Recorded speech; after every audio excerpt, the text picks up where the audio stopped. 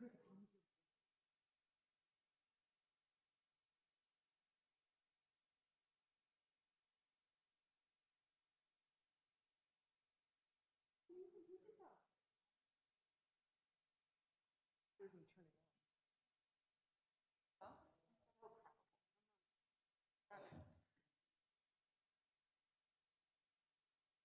It's like, oh my God.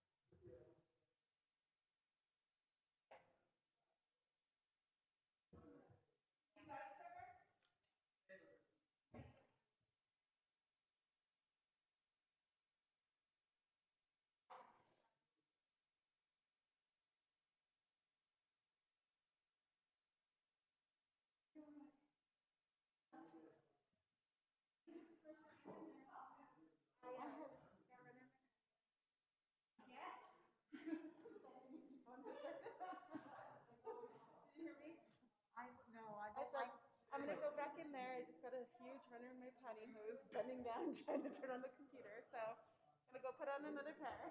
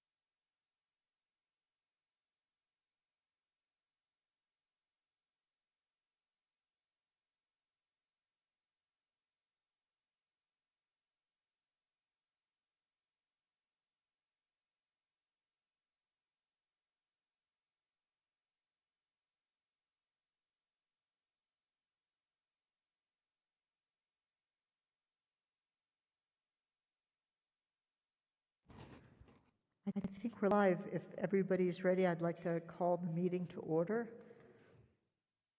The regular meeting of the Board of County Commissioners, and it is 2:23 p.m. Can I have a roll call? Yes. Commissioner Roybal? Here. Hughes? Here. Commissioner Garcia? Commissioner Hanson? Present. Chairwoman Hamilton? Here. Of a quorum. Thank you very much. That takes us to the Pledge of Allegiance, the State Pledge, and the moment of reflection, which will be by Alexander Painter in Growth Management. So if we could rise for the pledge.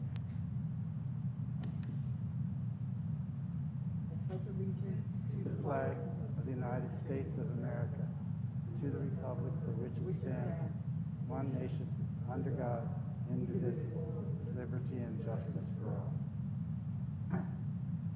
I salute the flag of the state of Mexico, perfect friendship among united cultures. Mr. Painter? Yes, thank you. This is the moment of reflection. Let's take a moment to focus on the work ahead of us today, being ever mindful of our decisions and in the best interest of our community. We take a moment of silence. Thank you. And then I'd like to go to Commissioner Garcia. And then you. Madam Chair, Commissioners, thank you. This has been a little bit of a rough week for myself. Had some services for my dad yesterday, and that went well. Yes, it is what it is. However, there's a gentleman that actually sat up here, Commissioner Javier Gonzalez. And as Catherine Miller knows, we all sat here when Javier was county commissioner. I met that guy in 1993, and he had this ambition to move this county forward. And him and Marcos and a few others, Senator Rodriguez, everybody, we moved this county forward. And we're still moving the county forward. Santa Fe County is great. Javier, as a public servant, since 1995 when you're county commissioner, I think the youngest county commissioner there was in Santa Fe County. He was the National Association of the Counties president. He was a president of over 3,000 counties in the union in America. And a few of us were there. Catherine, you know that. But actually, he decided to run for National Association of Counties president. Our local guy, Javier Gonzalez, became president of the National Association of Counties while he was still serving as a Santa Fe County Commissioner. Came back, mayor of the great city of Santa Fe, right? Yes, this beautiful city that we live in. And Javier became mayor. And Javier actually, in my mind, he thought of things that was right for this community.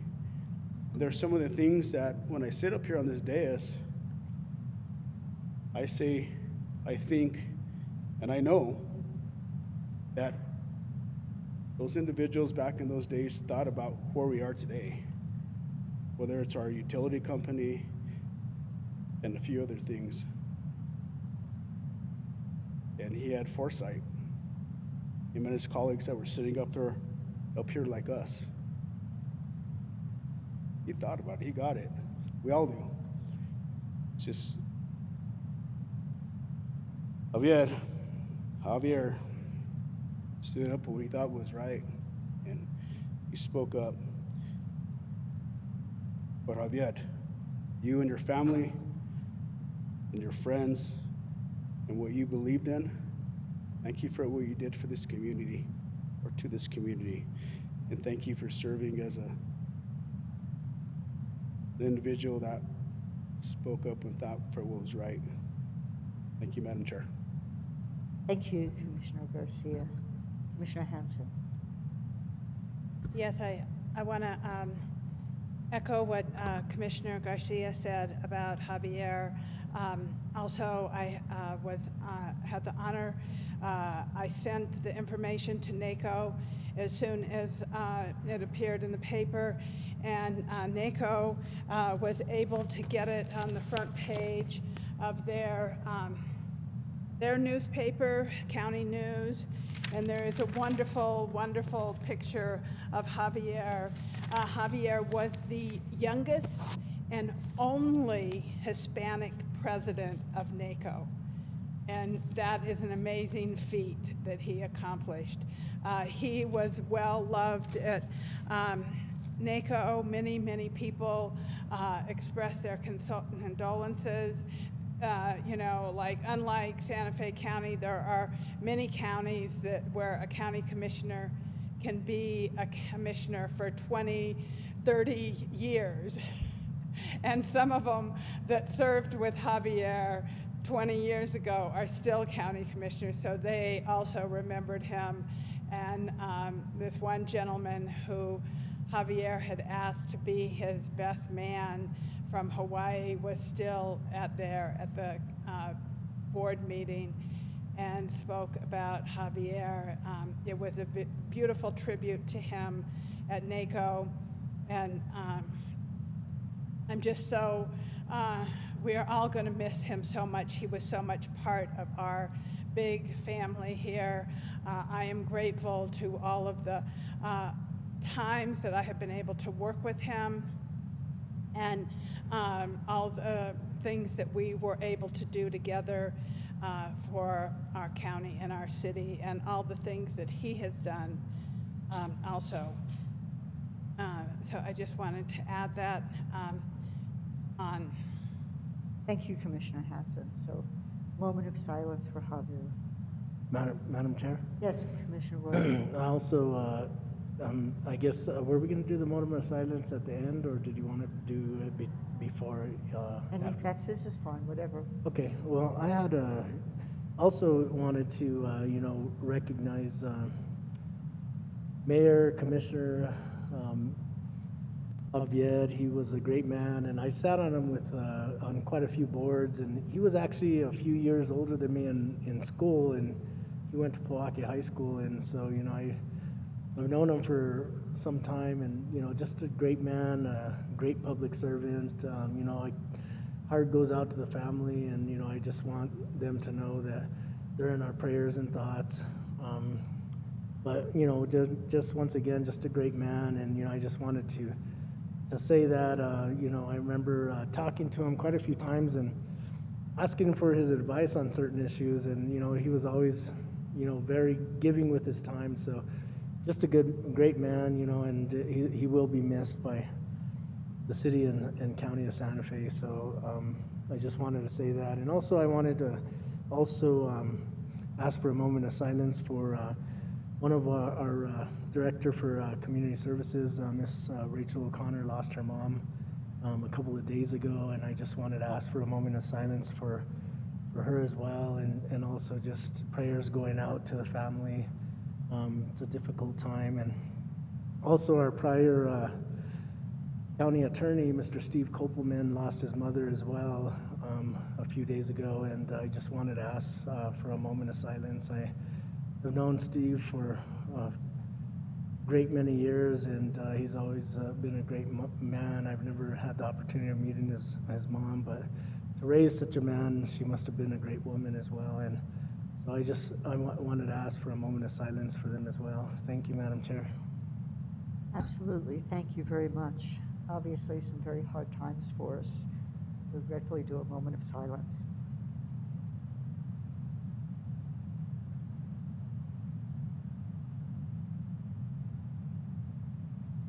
Thank you. Thank you.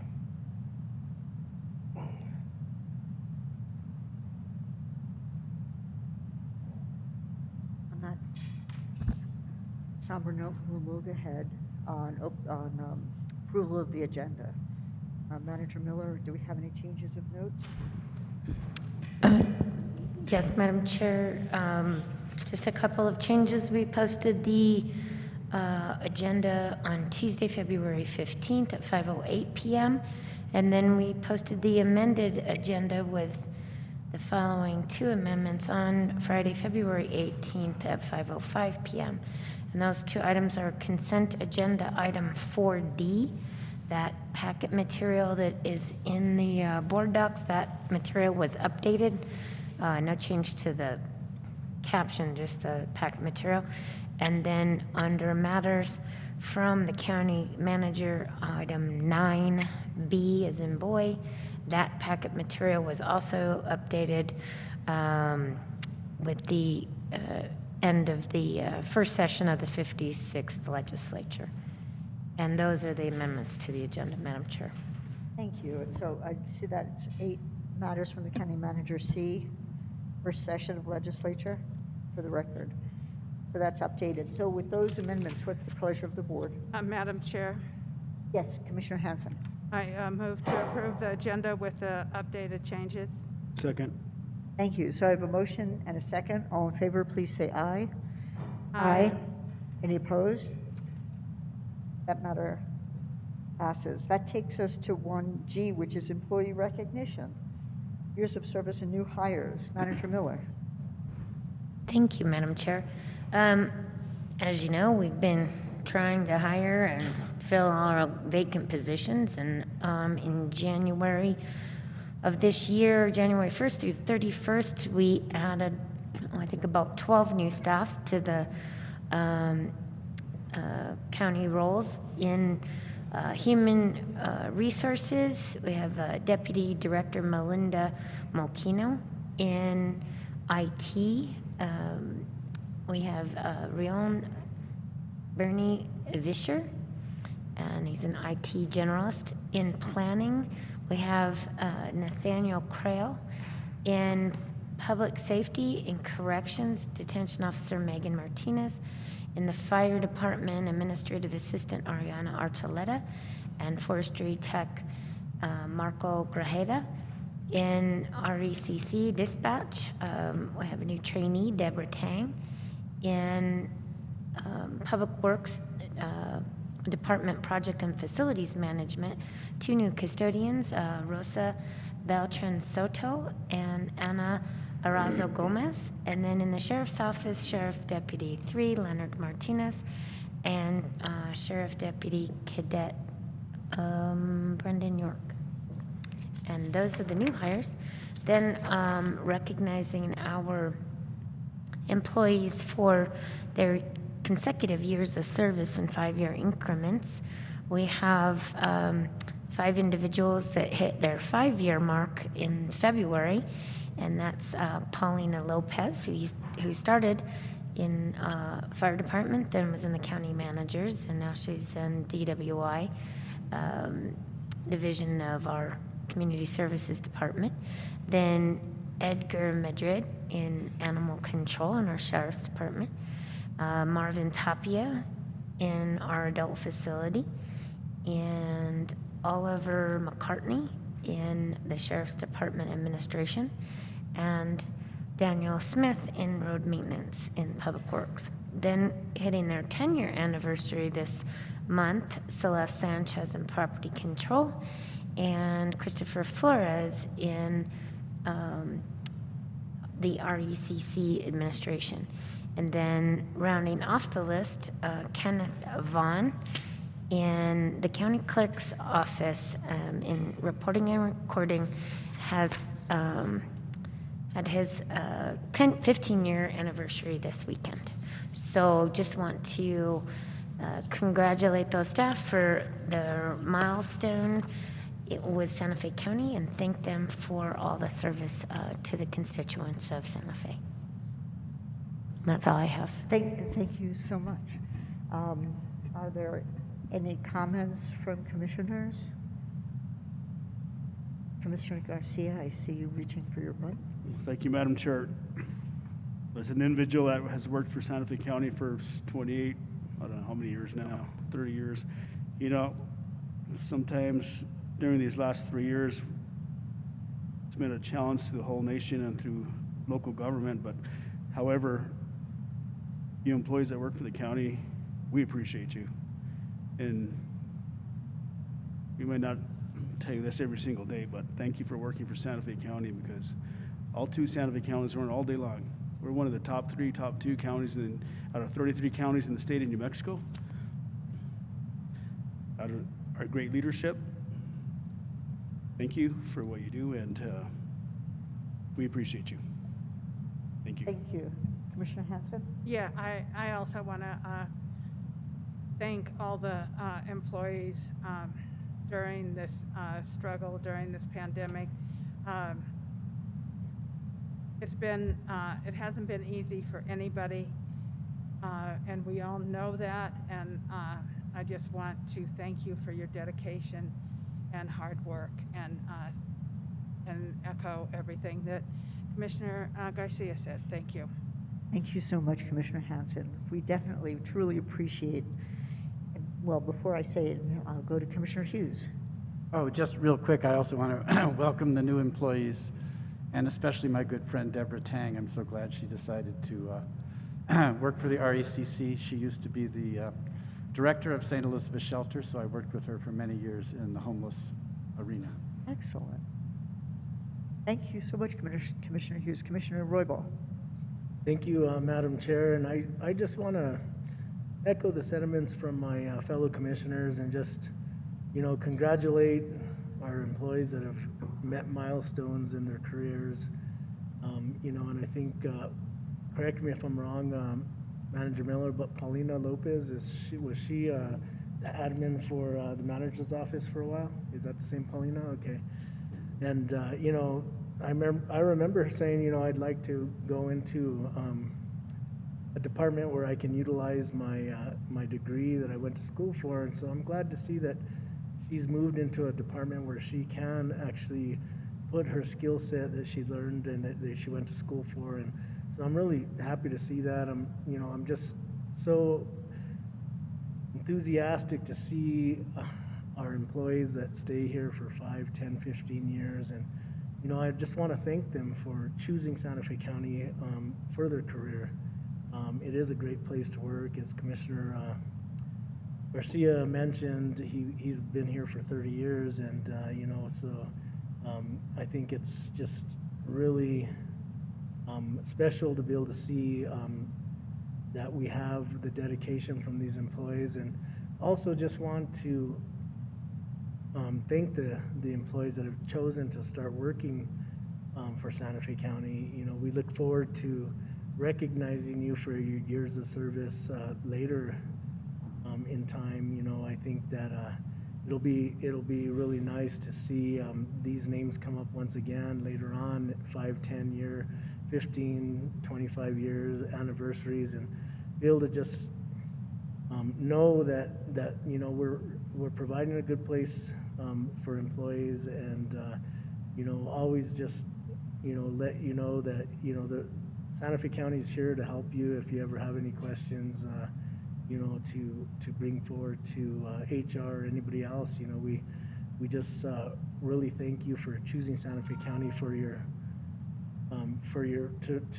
be a public servant to our communities. So thank you and welcome aboard, and thank you for all of our employees that have been here for 5, 10, 15 years. Thank you. We really appreciate your committed service to Santa Fe County. Thank you. Thank you, Madam Chair. Thank you. I think my colleagues have said it all. That'll take us to item 2, which is approval of meeting minutes. Commissioner Hanson? Yes, I move to approve the minutes as presented for January 25th. A second? Thank you. I have a motion and a second. All in favor, please say aye. Aye. Any opposed? That passes. That takes us to item 3, which is a proclamation, request of approval of a proclamation proclaiming the month of March 2022 as the Certified Government Financial Managers Month. And we bring this forward every year, partly because of, out of, thanks and respect for the service that the Association of Government Accountants provides in terms of their education and professional development of people who largely work in government. It's obviously very, very important to our functioning. And rather than just read what is written in the background material, I'd like to invite, I believe we have on the line Kasum Adhikari, who's an audit supervisor at the New Mexico Office of the State Auditor. If you're with us, could you please speak to this and accept our thanks for accepting this proclamation?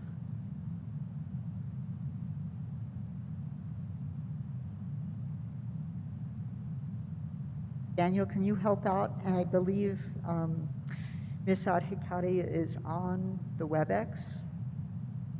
Madam Chair, I am not seeing her name on the participants list. Is that right? She was supposed to be able to join. I wonder if she's having difficulties. Maybe somebody can reach out to her. And I will go ahead and read some of what we wrote. The New Mexico chapter of the Association of Government Accountants is a professional organization which has a network of over 14,000 members and approximately 201 active members in New Mexico. They represent state, federal, and municipal and private sector accountants, auditors, and financial managers. Through training efforts, professional certification, publications, and ongoing education, the AGA helps members build their skills and advance their careers. AGA's Certified Public Finance Manager program provides a means of demonstrating professionalism and competency by requiring CGFM candidates to have appropriate educational employment history, to abide by AGA's Code of Ethics, to pass 3 examinations requiring expertise in government environment and budget, and CGFM holder to maintain certification by completing at least 80 hours of continuing professional education in governmental financial management topics or related technical subjects every 2 years. As we enter the month of March, let us acknowledge the association that has been instrumental in training government financial professionals and to exceed as powerful leaders throughout our community. Let us also recognize the financial managers that excel through dedication, hard work, and determination, and proclaim the month of March 2022 as Certified Government Financial Managers Month. I know we're very proud of the financial managers that we have working for and contributing to the county. And with that, I think I would open it up to any commissioners who would like to make a comment. Commissioner Garcia? Thank you, Madam Chair. Catherine, Manager Miller, you as an individual that I met in 1993, 1995 has gotten your leadership and your staff to take these courses and these classes, and the taxpayers don't realize our bond rating is way up here because of your leadership. And our days are limited with you, and I'm going to be up front and tell you that because I wouldn't miss you. And so, anyhow, I just want to give you recognition for this because you actually went out there and found these different courses and what we need to do on a national level to get your staff certified and to go to these conferences. Because the taxpayer doesn't sometimes realize about financial stuff and how the county runs. You've done an excellent job for Santa Fe County. And I just want to thank you for that. And so, thank you, because I'm going to pick on you for the next while. It's a good thing, though, but I really appreciate the things that you've done for this county, this whole community that people may or may not realize, but thank you for what you've done. And this proclamation actually says a lot because, like I said, people don't realize the courses that people take. Thank you. Madam Chair. So, Commissioner Hughes, and I don't want to lose track of the fact that this is also for all of the financial managers in the county and altogether. Commissioner Hughes? Yeah, I was just going to add to what Commissioner Garcia said, which I agree with wholeheartedly, but that I think accounting is a greatly underrated field, and this is great that we're acknowledging how important it is with the proclamation. So thank you, Madam Chair, for bringing this forward. Thank you very much. Daniel, I'm just double checking with you that we don't have a representative from the auditor's office online yet. Madam Chair, I am not seeing one. Okay. I can reach out to.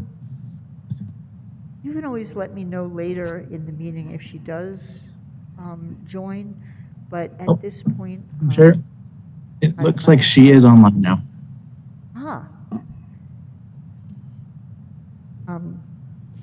Ms. Adhikari, we're on the item where, for the proclamation. I wonder if you would care to say a few words to the board and the public about the Association of Government Accountants and making this month honoring financial managers.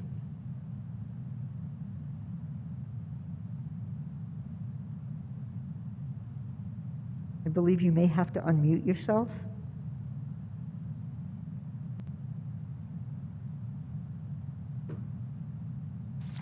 Can you guys hear me now? I can almost hear you. Are you there? I'm here. I have unmuted myself, but Oh, not I can sure hear you what now. is. Thank you.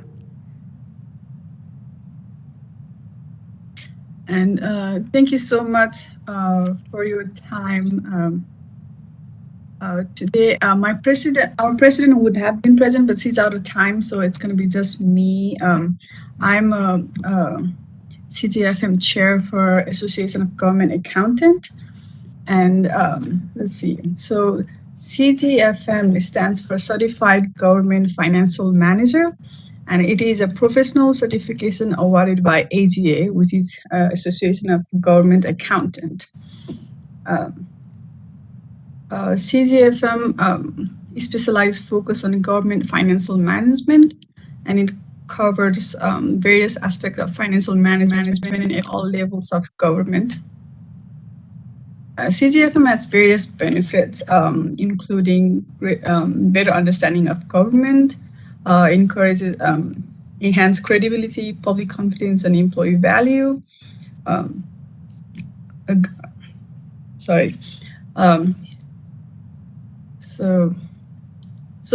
To receive a CGFM, there are a few requirements. So number one would be ethics. So any individual wanting to receive CGFM, they have to read and agree and abide by AGA Code of Ethics. They have to have bachelor degree from an accredited college or university, and they have to pass 3 comprehensive CGFM examination and have experience of at least 2 years of professional level experience in government financial management.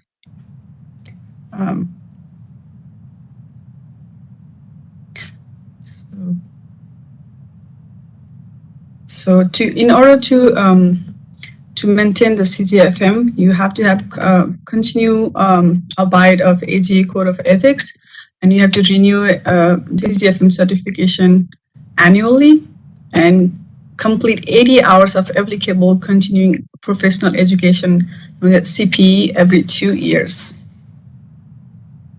So CGFM basically enhance you as a financial manager and marks. CGFM is a mark of professional excellence. CGFM is transferable across agencies and government all levels. So we ask to be proclaimed the marked as a CGFM month because that's what AGA nationally does, and as a New Mexico chapter, we also wanted to do that so that we have same values and same accreditation as a nationwide. So that's all I have for CGFM. Does anybody have any question regarding it? Thank you so much. We really appreciate you joining the meeting. Does the board have any questions or further comments, or what is the pleasure of the board on this proclamation? Madam Chair, I move to approve this proclamation recognizing all of the accountants, and thank you for bringing it forward. Thank you. I have a motion. Do I have a second? Second. Thank you. So I have a motion and a second. All in favor, please say aye. Aye. Any opposed? proclamation passes unanimously, and Ms. Adhikari, I really appreciate you being here. I really appreciate all of your time. Thank you. Bye. Thank you. That takes us to item 4, which is the consent agenda. So do any commissioners have any items they either have some brief questions on, or they'd like to be pulled for further discussion, or what is the pleasure of the board? Madam Chair, move for approval. Second. Thank you. Is there any further discussion? Not, I have a motion and a second. All in favor, please say aye. Aye. Any opposed? Thank you. So that takes us to item 5, miscellaneous action items. The first one is a resolution requesting a budget increase in various funds to carry forward the FY 2021 encumbrance balances to FY 2022. Yvonne, are you on the line? Yes, Madam Chair, can you hear me? Yes, thank you very much. Welcome. Madam Chair, Commissioners, the resolution before you is requesting a budget increase in various funds to carry forward the fiscal year 2021 encumbrance balances into fiscal year 2022 in the amount of $17,451,822. This is the last piece that finance does to verify and reconcile the specifically project activity between the 2 fiscal years that are open between the months of July through about December. In this specific case, all of the capital projects that the board approves the budget on in previous years, because those projects potentially do extend past 12 months, any open POs are carried forward into the following year so that the departments can continue with those projects without any kind of delay due to procurement or due to the budget not being available. However, because DFA only recognizes the budget that we submit to them each year effective for 12 months, they don't actually recognize a multi-year budget in the case of our capital projects. Therefore, when we carry over the POs into the following year, DFA requires that we ask the board to approve a bar to rebudget those amounts on those purchase orders that were carried forward. This bar will only be recorded within the DFA accounting system. The budget has already been recorded in the county's accounting system, which is Central Square. And with that, Madam Chair, I stand for any questions the board may have. Thank you very much, Ms. Herrera. That was excellent. Commissioner Garcia. Madam Chair, thank you, Yvonne, for that. So this only question I have is in regards to the TLC, the $5 million carryover. Why is that so high? TLC plumbing utility item 11930. Madam Chair, Commissioner Garcia, 1193. I'd have to look at the detail and specifically potentially what project that is for. Unfortunately, the list that I provided to the board was just a list of the POs with the vendor, but we can look into that PO and provide that information to you. Madam Chair. That's okay. I believe Manager Miller may know. I was going to say that that project is the Canyon Cito water line.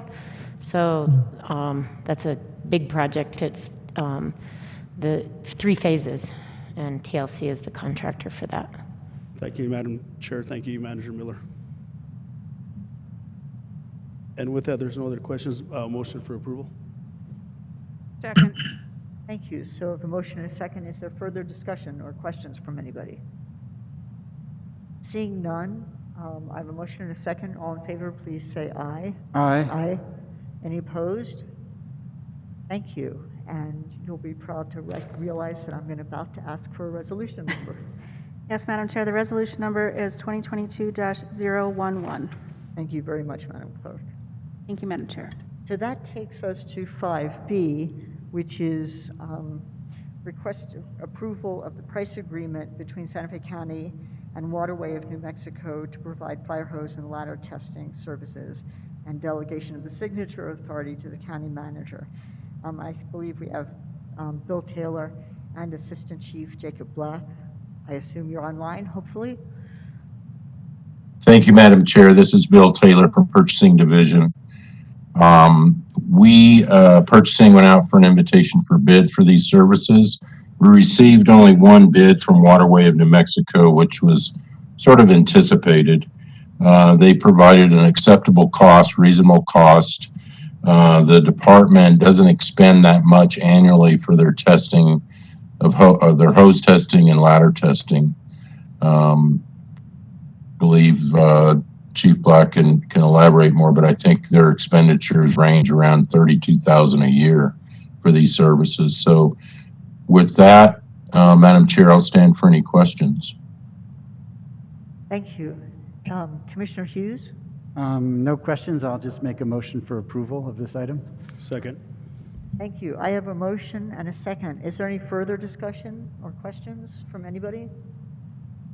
So there's a motion and a second. All in favor, please say aye. Aye. Aye. Any opposed? Thank you. And so thank you, Mr. Taylor and Assistant Chief Black. That takes us to 5C, which is request approval of a memorandum of agreement between Santa Fe County and the City of Santa Fe for the administration of American Rescue Plan Act funds in the amount of $1 million to provide assistance for residents affected by the COVID-19 pandemic. Do we have Jennifer Romero available for this item? Yes. Hi. Thank you, Madam Chair, Commissioners.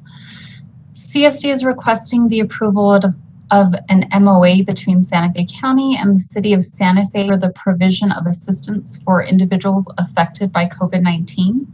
The funds are provided by the American Rescue Plan Act in the amount of $1 million. The amount of financial assistance associated with the MOA between the county and the City of Santa Fe requires approval by the Board of County Commissioners, and I will stand for questions.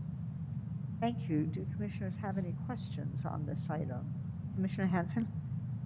I don't really have any questions. I mostly just want to voice my strong support for this program to help our underserved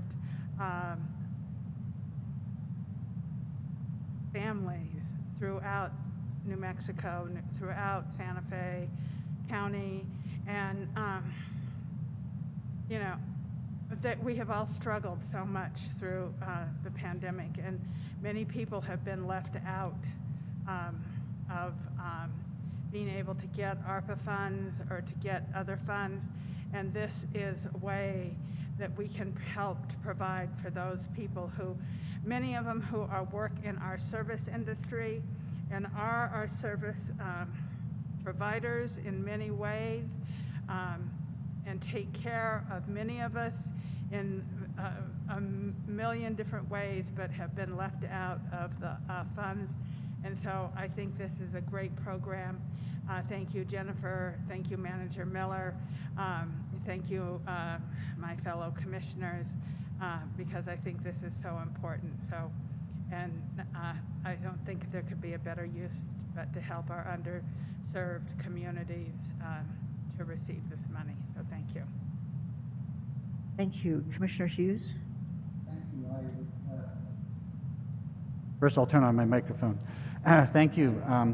This is a great project, and I echo what Commissioner Hanson said. I think it's great that we can provide services to people without regard to anything about them in particular, so that our immigrant families can benefit just as well as people who were born in the United States. And I did have one question, though, and I don't usually proofread things very carefully, but I'd noticed under the term, I don't know if there's a typo or I just don't understand it, but it doesn't seem to have the date of termination. It says this shall terminate, and then unless terminated earlier, but in order to terminate earlier, it would have to have a termination date, I would think.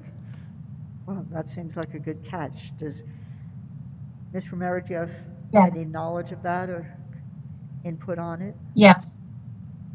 Thank you, Madam Chair, Commissioner Hughes. Great catch. All of our ARPA contracts will expire within 2 years of date of signature. So we did budget these funds up front, and we will have up to 2 years to expend them. That's 2 years from today. That will be from date of signature. So should it say it will terminate 2 years from date of signature? Is that the wording you would want there? Madam Chair, Commissioner I'm sorry. Hughes, I would defer to Mr. Bill Taylor. Well, thank you, Jennifer. I was going to defer to our county attorney.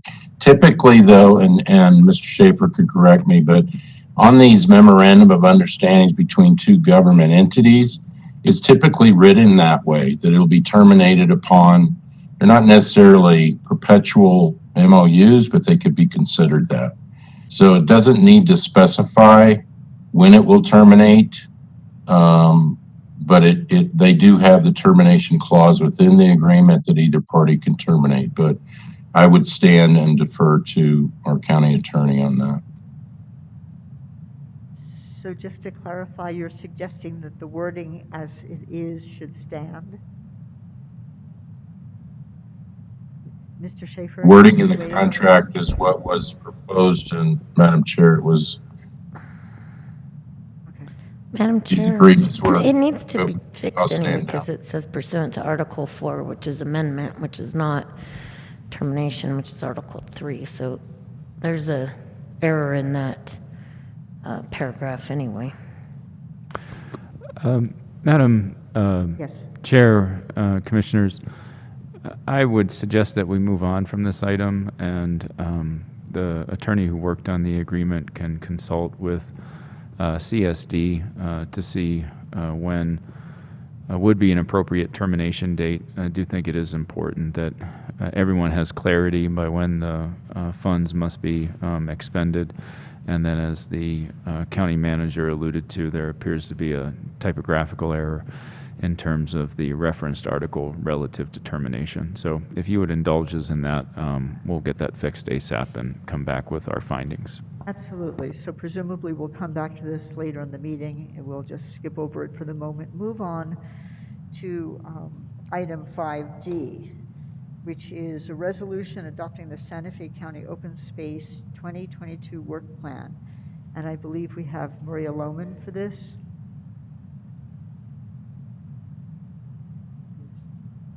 No, that's different. We're just waiting for them to come back. Is Maria available? I thought I saw her. I see Robert in the hallway. Yeah. Commissioner Roybal, could you ask Maria Lohman and Robert to come in? We're on their item. I can hear my own. I guess they can't hear us out there. Yes, Maria, we're on your item, so if adopting the Santa Fe County Open Space Work Plan. You need the mic on. So. That's good. Ah, green. Yes. Madam Chair, Commissioners, hi. Thank you. I will use the microphone. I'm Maria Lohman. I'm the Open Space Planning Team Leader. Today I will be presenting the Open Space Trails and Parks 2022 Work Plan and Annual Report. Daniel, can I get the PDF to come up on the screen? While we're waiting for that, this Work Plan and Annual Report is an outcome of the 2019 OSTP Strategic Management Plan, adopted unanimously by commissioners through Resolution 2019-4. The Open Space Strategic Management Plan was intended as a guidance document for open space and trails programs and projects Chapter 3 of that plan, known as the work plan, was considered a living document that would be updated every year to transparently and clearly outline the focus and priorities for that year. And, we can't outline our goals and priorities without talking about some of the things that we've accomplished in the past year and what progress has been made on our prior goals. So the document that Daniel is bringing up includes the highlights of what the open space program has accomplished in 2021, along with what we are setting out to do in 2022. You can just keep talking. The 2022 work plan is ambitious in its focus of resource management of open space properties by focusing on building relationships and collaborations across agencies and departments. The current work plan is just as impressive as it has been in past years, and it is a renewed commitment to collaboration with public and stakeholders. So on page 3 of the work plan, I don't know, Daniel, if you can scroll down, is where we start the work plan. Keep going a little bit more. And the work plan portion of this document is organized by functions within the county that carry out the open space business. Resource management has the largest to-do list and is where we're really focused and have been focused over the last couple of years. It includes conducting surveys on properties for bats and rare plants. These projects have already been started, and we're partnering with some really incredible organizations. We also are going to finalize the Little Suzuki Creek Open Space Management Plan and the Talia Hill Open Space Management Plan. These plans will help us focus what the needs are on these specific properties. All of our properties are unique and need a special care and attention taken to them. One of our priority projects that's highlighted is finalizing and implementing the Pinyon J Management Plan. This is an interagency, interstate effort taken on by our in-house staff and also other concerned scientists related to Pinyon Jay populations, related to climate change and decline and environmental habitat. We're also going to finalize and implement a pollinator management plan. We have some really exciting pollinator work going on some of our properties that I'll talk about a little bit later. We want to continue to enhance our pollinator habitat at multiple properties, including Thornton Ranch Open Space and Los Potreros Open Space, but also the rest of our open space properties. We want to finalize and implement beaver management plans at some of our properties. We have beavers who have moved in and they're incredible engineers, but they also require some attention. So we'll be doing that in 2022. We want to install boundary and wildlife friendly fencing. We want to complete some forest enhancement projects at Ortiz Mountains Open Space. And we're very lucky to be able to work with the Rocky Mountain Youth Crew to accomplish a lot of this. We also want to begin erosion control projects at Thornton Ranch Open Space. We want to manage our invasive species at Los Potreros Open Space. We want to start to build the foundation for sustainable trail design within Santa Fe County staff, and so getting some training for all staff to design and maintain sustainable trails is really important in 2022. And we also are going to be updating our Open Space Trails and Parks Best Practice Manual with a lot of different species and habitat-focused plans. Can you go to the next page, Daniel?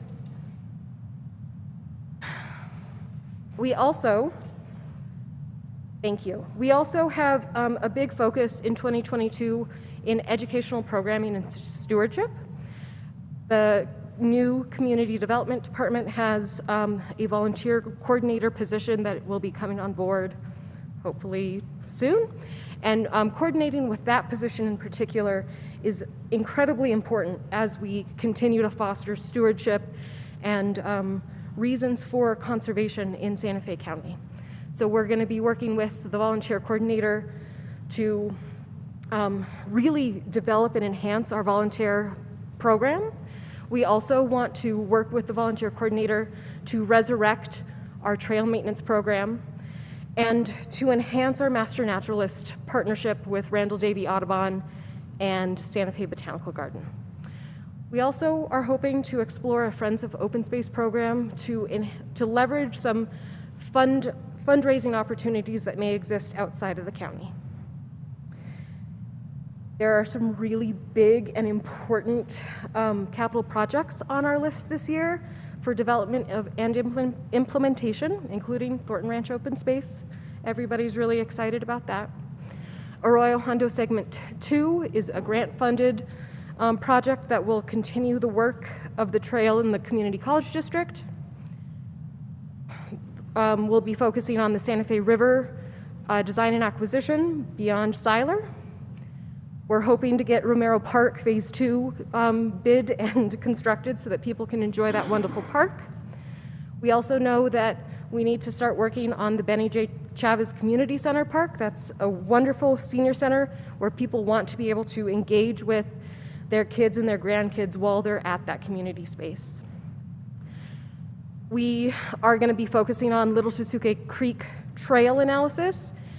This trail suffered some pretty major erosion a few years ago from some big flooding, and so if we can get people back out on this trail in a sustainable way, that's for the better. We're also working with Abandoned Minelands program to conduct some flood hazard mitigation and provide some trail opportunities in Madrid. And Rail Trail Segment 6 and 7 are on our list of things to start construction for and start planning of the next phase through an economic development grant. And in program planning and program development, we have some goals that are related to the overall vision of our program, including working with the existing Project Mate system to get an open space database that allows staff and hopefully community members to know what's on our properties and have all the documents in one's place. We also want to continue working on our tribal communication policies, especially as we work through Thornton Ranch Open Space project implementation. We want to develop and implement a conservation program for open space properties. And Coltpack in particular is very interested in this. And they've created a subcommittee to help guide staff in what the best solution for long-term conservation of properties could be. And lastly, we want to update our open space resolutions and ordinances to reflect the current structure of our open space program. So now I'm very quickly, because that took a long time, I'm going to go through what we've focused on in 2021. And we had some really exciting opportunities in 2021, including working with some experts in the field. So Daniel, if you can go to the next page. One of the really exciting opportunities that we had in 2021 was that we got to work with the Forest Service to do a complete restoration of Rio and Medio open space. This property leads into the popular Medio Trail in this forest. This trail has been closed since the Medio fire, partly because of hazards related to fire-induced flooding. And so with the Forest Service, we were able to be proactive and stabilize the Rio and Medio on the county open space property to make sure that downstream flooding from any major rainstorms that we had in the last year were not going to completely blow out the river and the trail and the neighboring properties just adjacent to the Santa Fe County open space property. We were very lucky that this was entirely federally funded, and hopefully we will be seeing the benefits come the monsoon season. Next page, please. Los Potreros Open Space has been a big focus of the open space program in the last several years. This year in 2021, Santa Fe County partnered with Ecotone Landscape Planning to implement a grant-funded project through the New Mexico Environment Department to restore the Rio Quemado.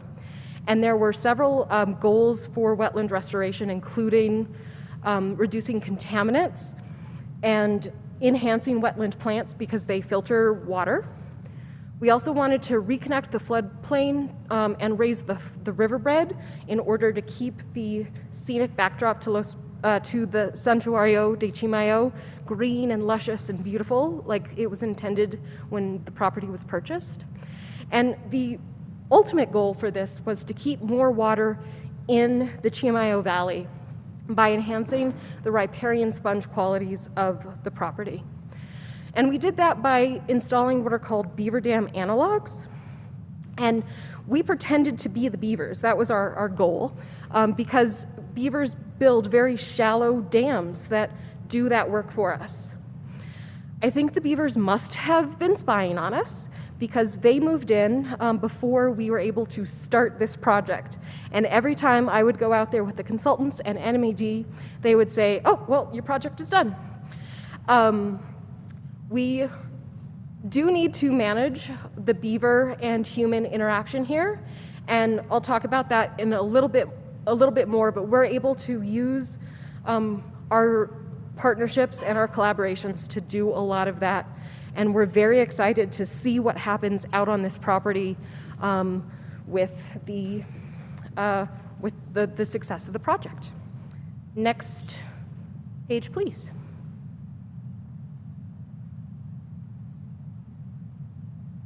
A lot of what we've been able to do this last year has been directly related to what we've been able to get help with from the Rocky Mountain Youth Corps. They're a group of youth. We had 2 different groups come out and help us with resource management projects, including putting fencing up at Los Potreros to manage unmanaged grazing and neighbors' cows. They also started on our invasive species work. We also had a group of chainsaw skilled youth who helped implement some of the forest restoration we were doing at the Ortiz Mountains. Without them, we wouldn't be able to have done a lot of what we did. They also helped do some stuff at Thornton Ranch Open Space that's really incredible and could be groundbreaking, which I'll talk about in a little bit. Next page, please.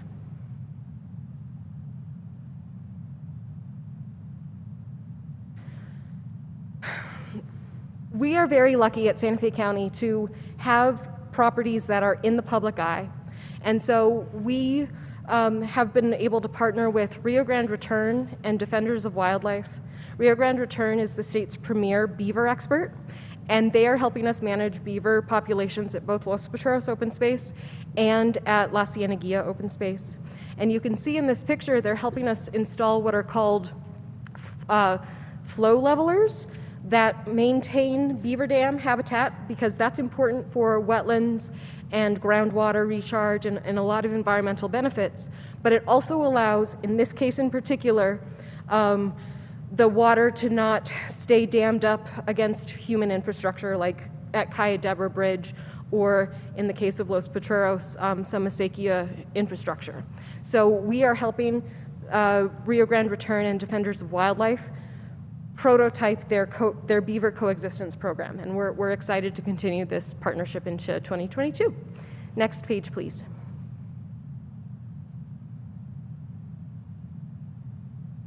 And Thornton Ranch Open Space has been a big focus, not just for getting people out on the ground and developing trails to that very special place, but also working with related tribal agencies to figure out what the most appropriate way to open the property is. So we've spent a lot of 2021 working with those tribal agencies to think about what co-management of Thornton Ranch Open Space could be and what's appropriate and how does it work. Those conversations will be ongoing, probably forever, and that's okay because it's a partnership that we really want to build and sustain. The other thing that we've been doing at Thornton Ranch Open Space is using it as a research opportunity to see how we can manage climate change adaptivity. And through Pinion Jay research, we're doing some very interesting habitat to maintain our tree population, to enhance our pollinator habitat, to do some dry land restoration techniques that haven't been done throughout the Southwest. And people are very, very excited about what we're doing out there and are taking our example and using it in other places, particularly right now in Arizona. Next 2 pages, please.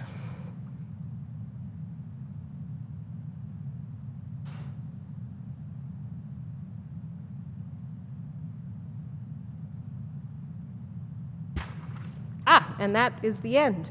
Colpack has seen this. They're very excited about our goals for 2022 and have been critical in helping us guide the program in 2021. With that, I will stand for questions. Excellent. Thank you so much, Maria. Commissioner Hanson?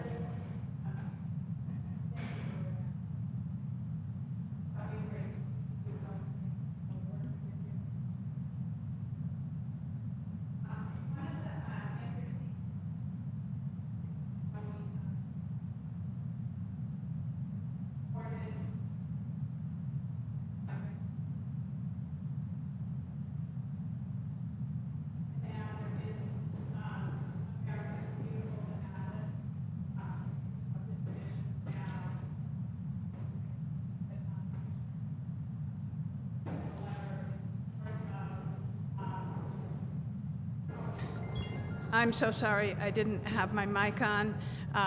Thank you, Maria, for all that you have done.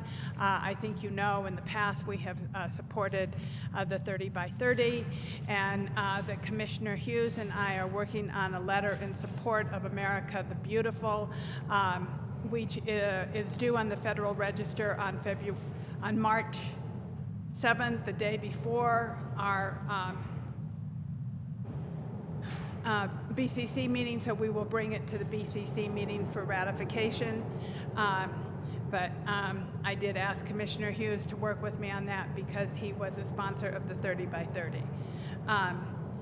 So one of the big issues that came up among conservatives, and one of the things that I found really offensive personally was that New Mexico counties had a presentation at the commissioner's affiliate that was really disingenuous and full of lies. And then when I got to NACO, there was a resolution that, basically they couldn't even understand what America the Beautiful is, or 30 by 30. But one of the big conversations on everybody's mind is a definition of conservation. And so what does the definition of conservation mean? And I think that that is a really important topic that we all need to grapple with. Conservation, personally to me, does not mean that you allow extraction industries on a place that is being conserved. But, that might not mean the same thing to somebody else. And so I think that in writing these comments on America the Beautiful, we really need to look at the definition. And, so as our open space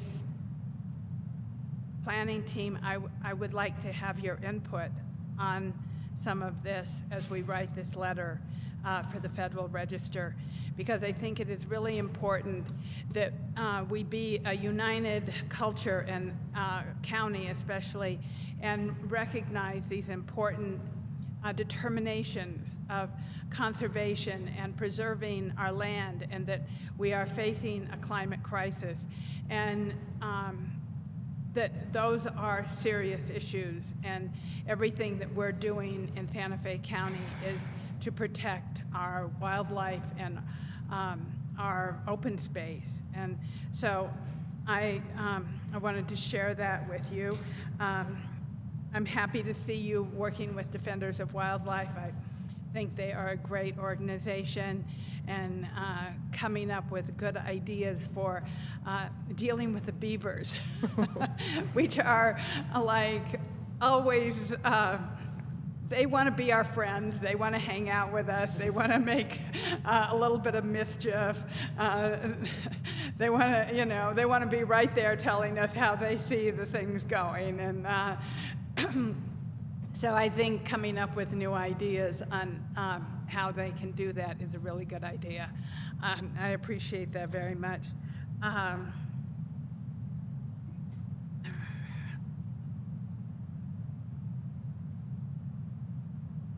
So I think that's all that I have at the moment. I'll let my other commissioners comment also. I don't know, do we have to approve your work plan?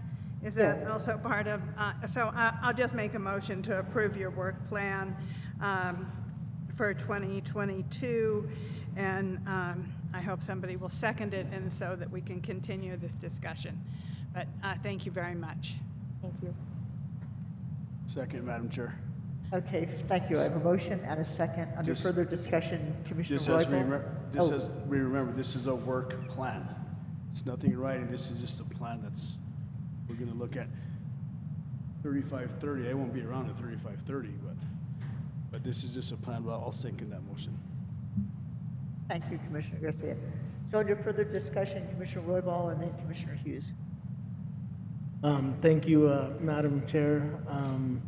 And I'm glad to see this this item be a motion and a second, and I'd be willing to actually put another second on top of that. And I just want to take a little bit of time to just thank Maria for all her hard work here at Santa Fe County. I think you've probably been here longer than I have, and I think I've been here 7 years, and I remember that you were here already. So I don't know, how long have you worked for Santa Fe County, Maria? Madam Chair, Commissioner Roybal, I've been here for 8 years, maybe a little bit more than 8 years. A little more than 8, okay. And it's just anytime that I have questions on open space, I call you or I call Robert, and you guys are just awesome, and you guys have done such a great job. You've been at community meetings with me.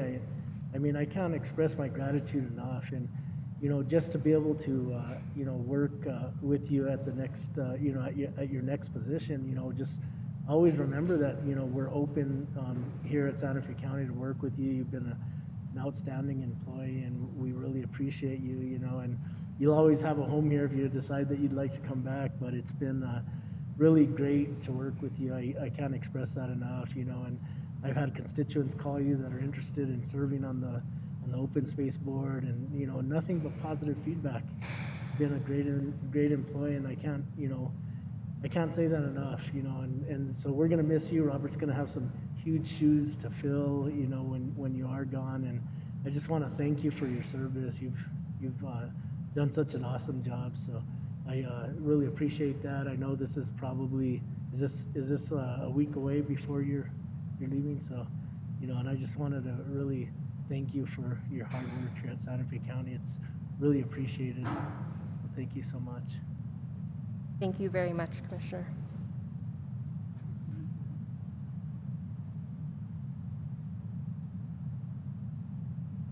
I'm sorry, Commissioner Garcia, what was that?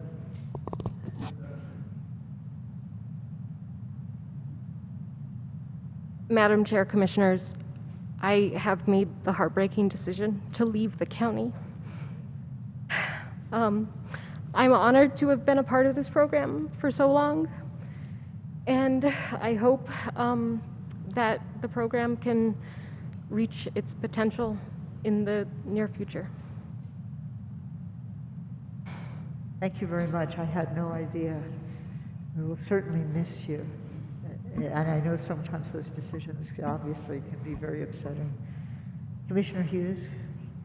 Yes, thank you, Madam Chair. And yeah, Maria, we are going to miss you. And I was going to say I really appreciated the tour of Thornton Ranch that I got from you last summer. And I hope in the years to come I can visit all the open spaces and get to know what's going on and all those. I'm just really glad we have this program. I think it's a great program. That's all I really have to say. Thank you. Thank you. So are there, I know I have a motion and a second, but is there still further discussion? Commissioner Hanson? I just have to say, Maria, I'm very sad to know that you are leaving the county. I've really enjoyed working with you. I feel like you have brought a tremendous amount to the open space program and to Colpack. and I know the people at Colpack are very fond of you, and I'm sure they must be very sad to know that you are leaving also. But thank you for all your great work. Really, I sincerely mean that from my heart. Thank you very much. Thank you, Commissioner Garcia. Thank you, Madam Chair. Maria, throwing curveballs at this guy that likes to play baseball. And I try to hit curveballs all the time, but when I was playing Little League, I used to hit curveballs. And this is a curveball for me. And when you first started here 7, 6, 8 years ago, you actually picked up a program. We started in 1995 in the year 2000, open space, and what we're going to do with open space. And Manager Miller and Mr. Schaefer there, my decision that we did on South Meadows is a whole different thing right now, but you actually picked up our open space program, and you created plans for it as to where we're going to be at in the next 5, 10 years. And for you, I wish you the best of luck, because you actually jumped in this spot and you did the plans and you got it, and I appreciate you. Thank you. And wish you the best of luck. You're one of the employees that we should figure out how we need to keep. However, you need to do what you need to do, but good luck, and sorry to see you leave. A couple of things that in your plan, appreciate your plan, is Los Proteros open space. Some of the things I know that we're actually talking about a plan is I remember Los Proteros open space is whenever we bought that, that's the property behind El Santuario back in there. And as into, I guess some of the plans I want to know about that property is what are we doing with our water rights? Are we still irrigating that, not irrigating that? This is just questions I have. In regards to the La Cienega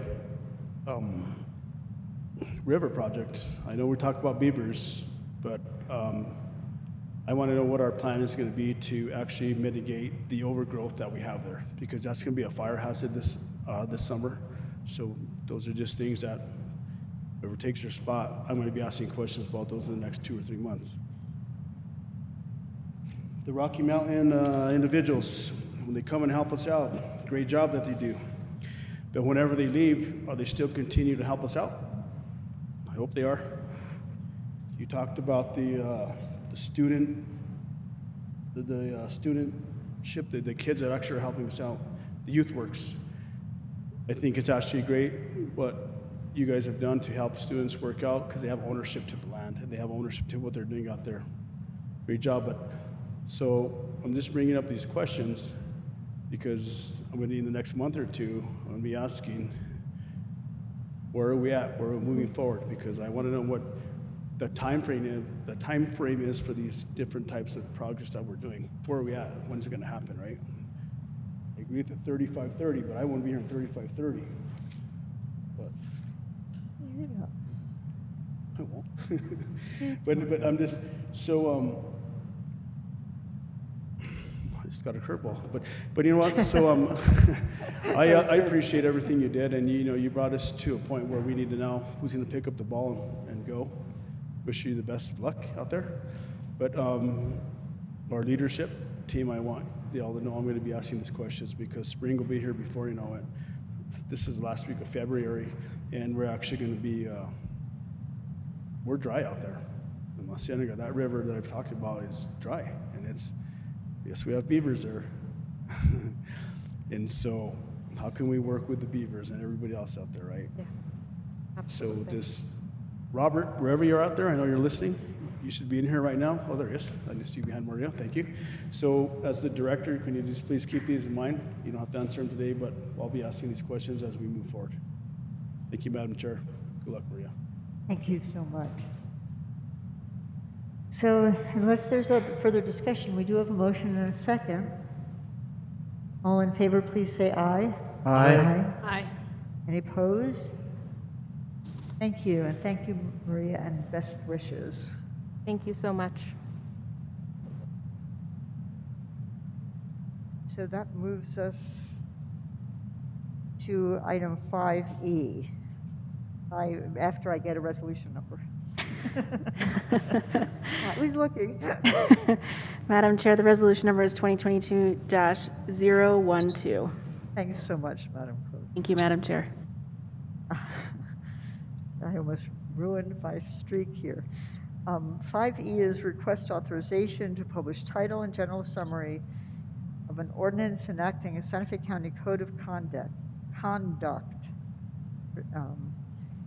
And I think we'll go to apparently the Ethics Board Vice Chair, Michael Rosenbaum. Are you online? Yes, Madam Chair. Can you hear me? Yes, we can. Thank you very much. Great. And with your permission, I'd like to hand the floor to Ethics Board Chair Carol Thompson for some opening words real quick. Thank you very much. Madam Chair and Commissioners, I'm Carol Thompson. I'm the current chair for the Santa Fe County Ethics Board. Mr. Rosenbaum and myself have been on Carol, if you could wait for just a moment. 7 years, and we wanted to thank you for working with us. Go ahead. You were just your connection was faltering for a minute, so your words were getting scrambled. Now I think you're back. Okay, So please. Did you get the part about? Okay, yes. Anyway, Mr. Rosenbaum and myself have been on the ethics board almost 7 years, so it's been a long road. But we wanted to thank the county commissioners for working with us to get to this point today. I wanted to recognize our current board members, Jonelle Mason, Gregory Copeland, and of course, Michael Rosenbaum and myself. We've worked really, really hard to get to this point today. But we also have some very special thank yous for Lisa Katonik, who was our board liaison from the very beginning. Lisa was a champion and worked with us diligently for years. And then this past July, we were very fortunate to have Olivia Romo assigned to our ethics board. Oh, there she is. She was awesome and phenomenal to get us over the finish line. And there's just really no way that we would have been able to get our work accomplished through the board without these two ladies. They're just outstanding county employees, and you should be very proud of them. At this point, I want to go ahead and turn it back over to our vice chair, Michael Rosenbaum, and he will do the summary page for presentation. Great. Good afternoon, Madam Chair and Commissioners. The ordinance in front of you is the culmination of the ideas, discussion, and debate of at least 13 different appointed Santa Fe County volunteers, together with professional guidance and inputs from both the county managers and attorneys' offices, as a dedicated effort over the last decade or so. And I would like to commend everyone who's been involved for their participation and commitment. I am supported here today by Chair Thompson and Member Greg Copeland.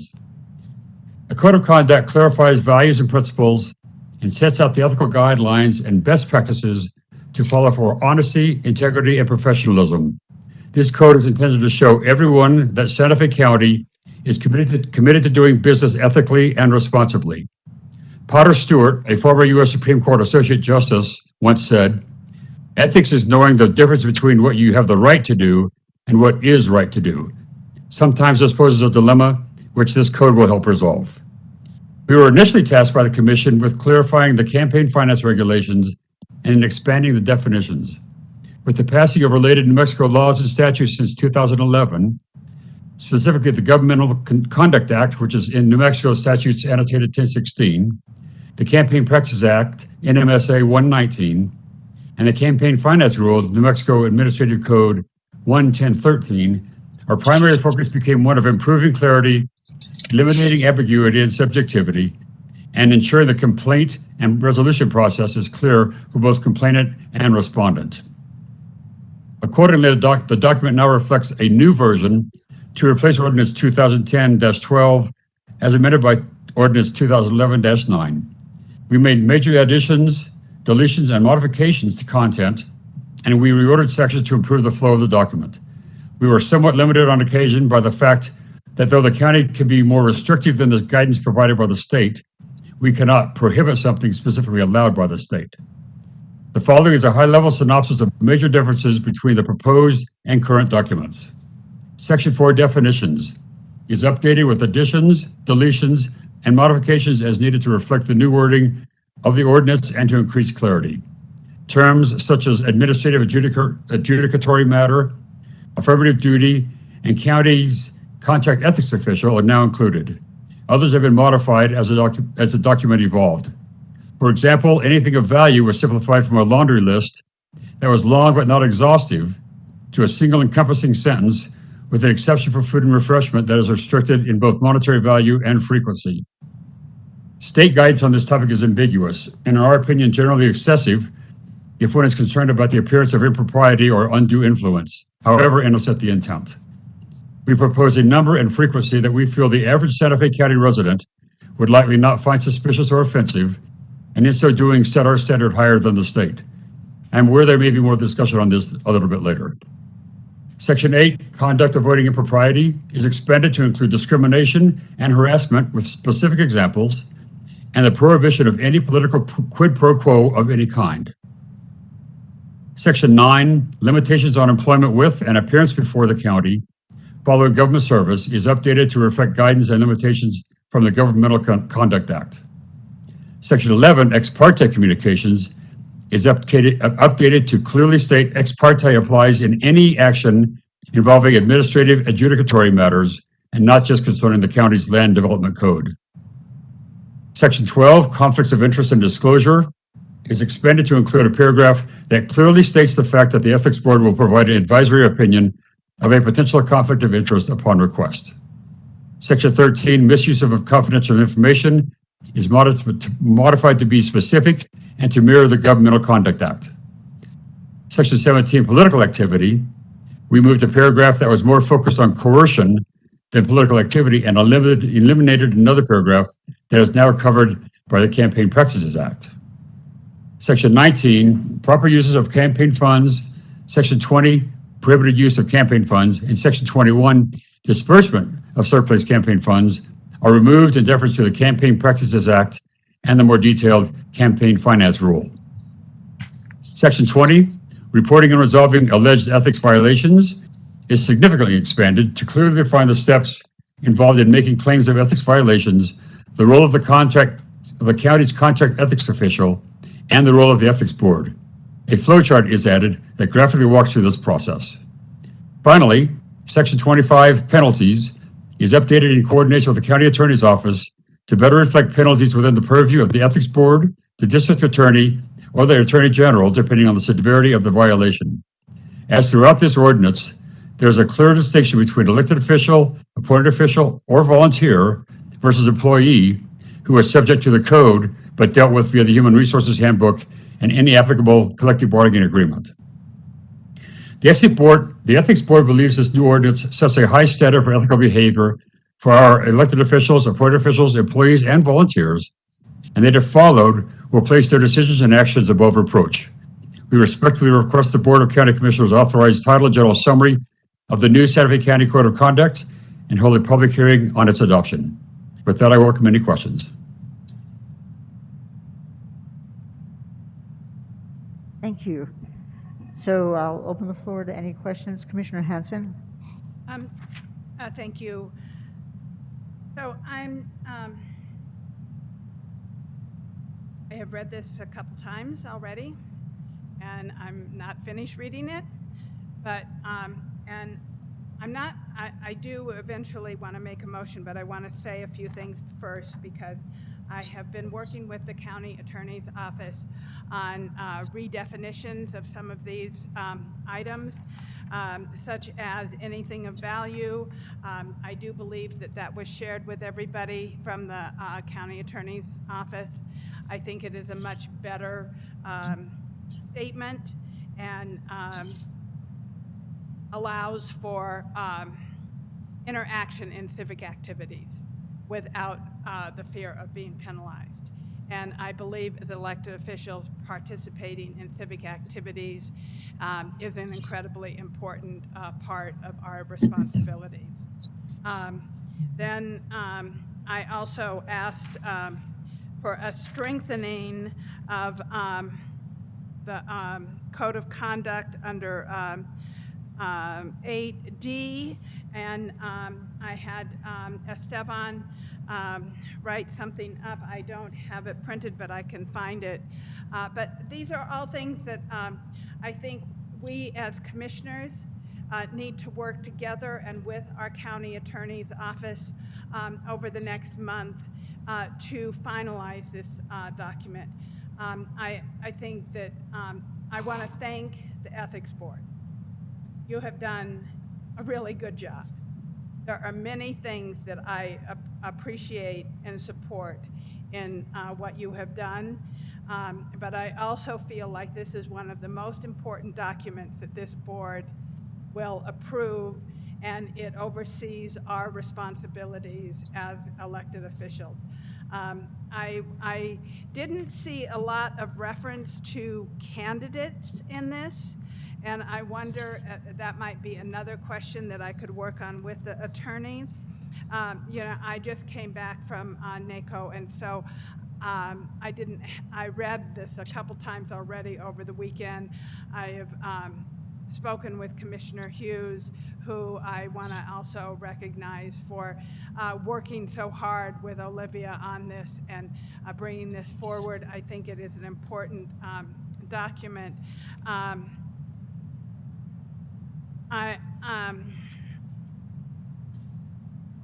will find my the comment that I think that you've all received my comments on anything of value, and if you have anything to say about that, I would be interested in hearing that. And then on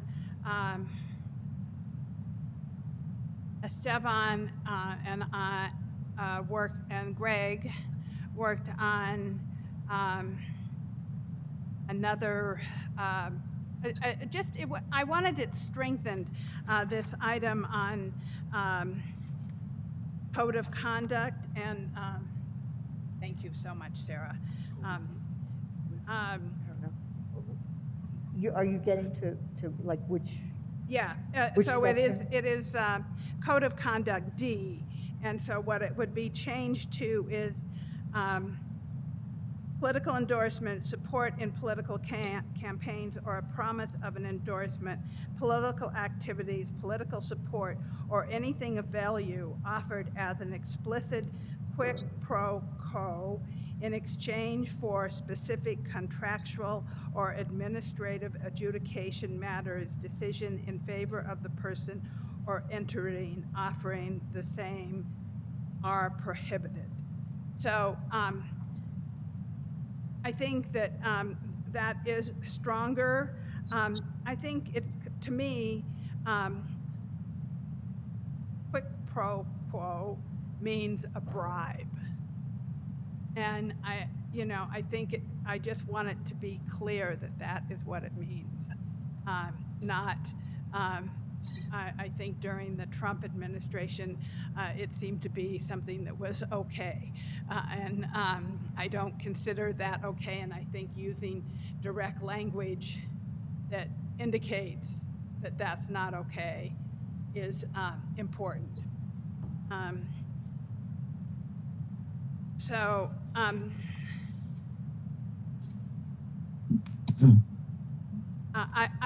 so eventually what I would like to suggest is that we table this for a month and bring it back so that commissioners have a chance to work with one another, work with the county attorney's office, and bring back a document that we are 100% behind.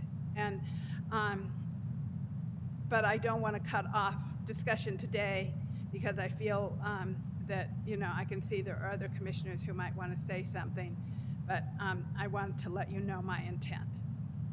Madam Chair, Commissioner Garcia? I'd like to second that motion for tabling for discussion. Well, okay, we don't actually have the motion yet, because once we table it, we can't talk about it, and I actually think tabling it immediately is just fine, because we will have a month to discuss and learn what's going on. I want Commissioner Hughes. Yeah, I think it's important. We don't get to talk among each other except at these meetings, so I think it'd be good to get all the issues out on the table before we actually table it, if that's what we're going to do. I would also be fine with, and this is what I think we were being encouraged to do by the Ethics Board and the staff who worked on it, would be to move it forward toward title and general summary, bringing forward, because I think the changes are fairly minimal unless there are other changes I'm not aware of. But Commissioner Hansen's changes I'm fine with. Strengthening it a little bit and clarifying a couple pieces are fine. I think that, I just want to say, I think this is a very important ordinance as well. Some of you know that I have said the first time I learned we had a county commission upon moving to Santa Fe was when 3 of the commissioners were going to jail for giving themselves lucrative construction contracts. And we don't want anything like that happening again. And we've come a long way. And I think, since this ordinance, the original ordinance was passed, things have improved a lot. And, I think we just want to tighten it up and bring it into the 21st century by, including a better definition of harassment, for example, that includes digital media. I think that,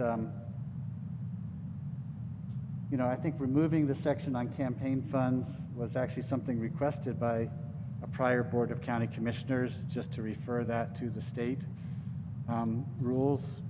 I know Commissioner Hansen might want to look those up and make sure that they're strong enough, but when I ran for County Commission, I followed the guidelines in the Secretary of State's little handbook, and they seem pretty well defined there. I don't think we could improve on that very much.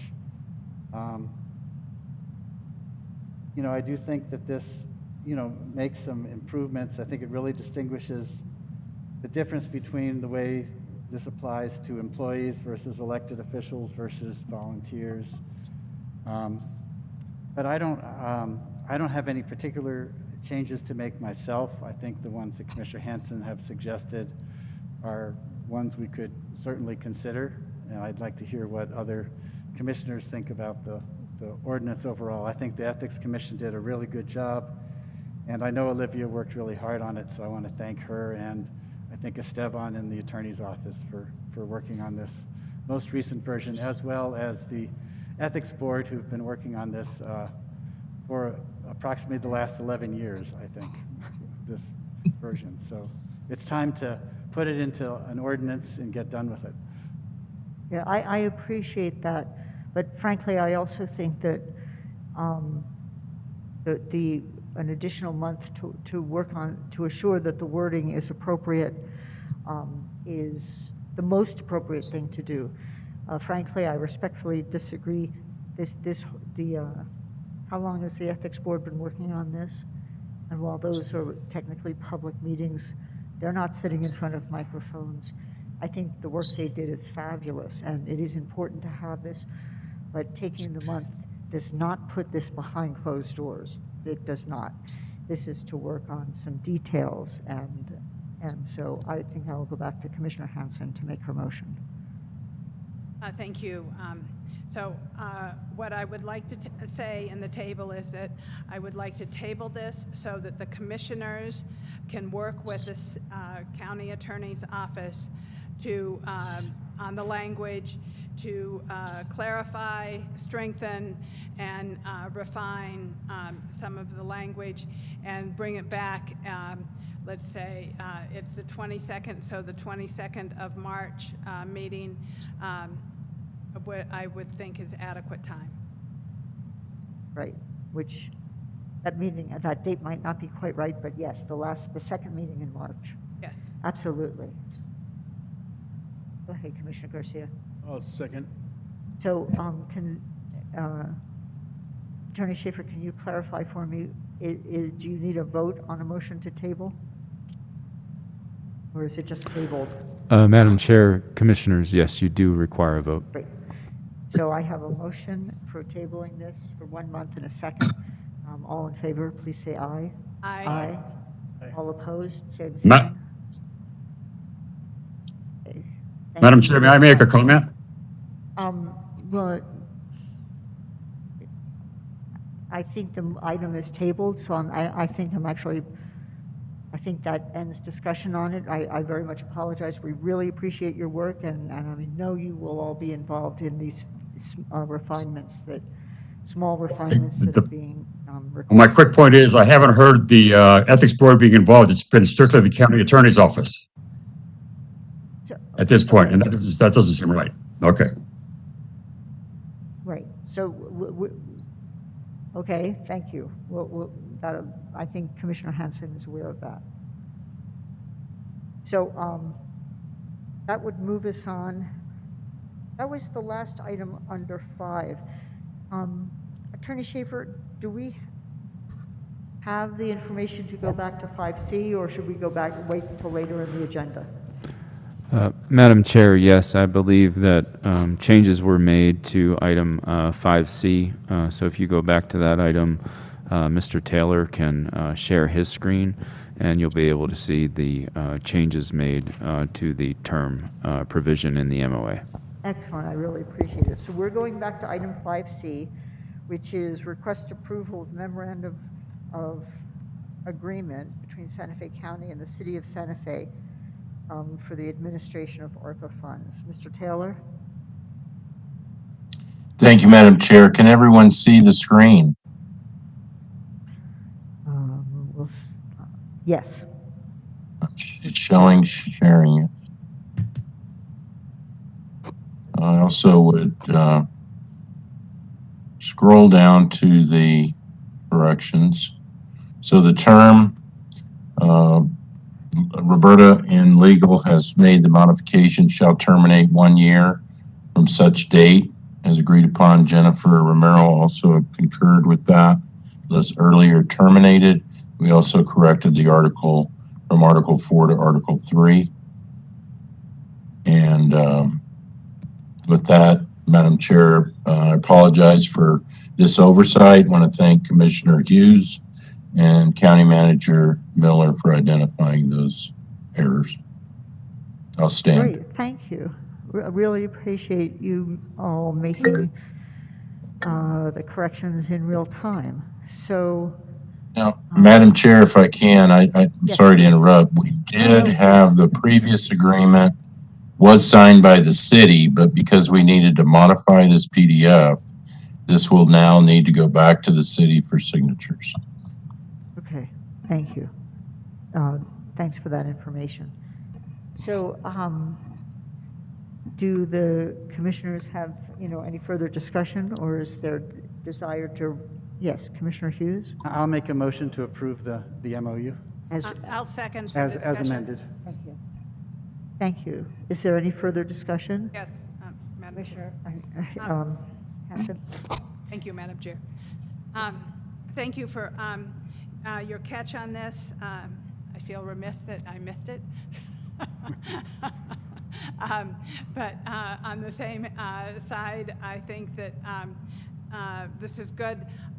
There's no problem changing this with the cities. It seems to be a minor, just a minor detail. So I'm hoping that that's, since it's just a typo, basically, that it will not be a problem or not delay the implementation of this important program. So that's all I wanted to say. Thank you, Madam Chair. Thank you. Is there any further discussion? So we have a motion and a second. All in favor, please say aye. Aye. Aye. Any opposed? Same sign. You're voting in the, and just to note that Commissioner Roybal voted in the affirmative. Thank you. So that takes us to item 6, which is presentations. And what we have is a presentation and report from Santa Fe Business Incubator, including Chris Heyer from the Community Development Department and Maria Longseer. Are you both online? Yes. Yes, ma'am. Well, welcome. I'm turning over the floor Thank to you. you guys. Okay. Thank you, Madam Chair and Commissioners. My name is Chris Heyer, and I'm from the Community Development Department working in Economic Development. The Santa Fe Business Incubator has a contract with Santa Fe County to provide business and workforce development services for businesses located outside of the incorporated area of the county. This contract is updated yearly, and now that 2021 has ended, a report has been created for this past year. And this report presents how many businesses were created or retained for 2021 due to the incubator's efforts, provides an updated economic analysis on the businesses, and provides details on outreach efforts with economic development groups. This report is included in your packet on board docs, and a representative from the Business Incubator will make a presentation now, presenting findings in the report and provide an overview of the scope of business that the incubator provides in its programs and services. So I would like to introduce the President and CEO of the Santa Fe Business Incubator, Ms. Marie Longseer, and she'll provide the presentation for you. Thank you, Madam Chairman, members of the Commissioner. I'm delighted to be here. I'm going to ask, there, the slides, wonderful. Okay, I'm of my time, so I'm going to roll through some of this really quickly. This is in your packet. Of course, anyone who has questions, you're welcome to contact me or any of our staff at any time. First of all, we're very, very grateful for the contract with the county.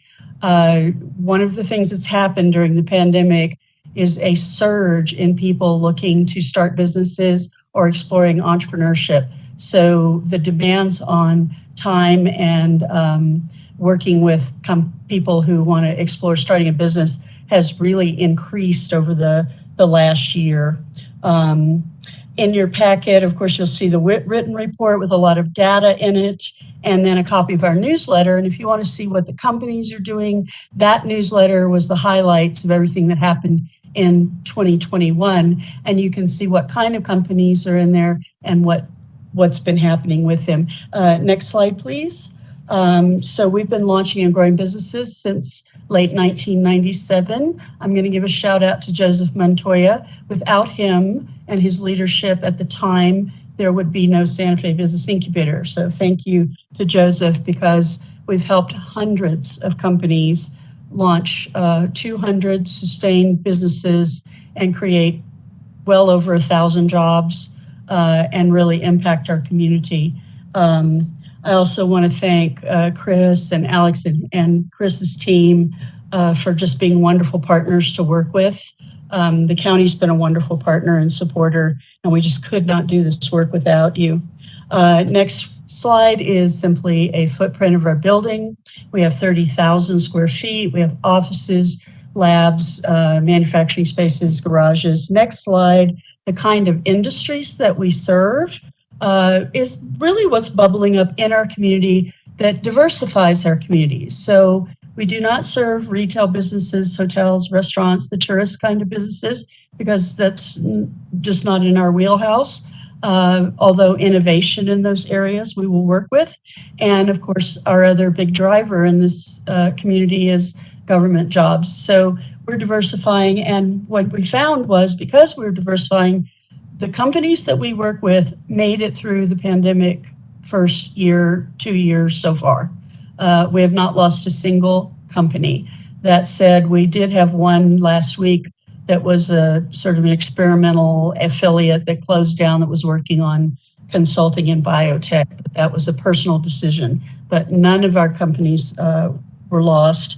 So we're working with IT, biotech, green energy, renewable buildings, digital media, advanced manufacturing, agriculture, professional service, manufacturing. Some people ask me about outdoors, recreation. A lot of innovation, technology, and manufacturing will cross over with that. So we have those two. The next slide, I think you'll be really interested in. It's the most boring one, but it'll tell you what are you getting for your investment.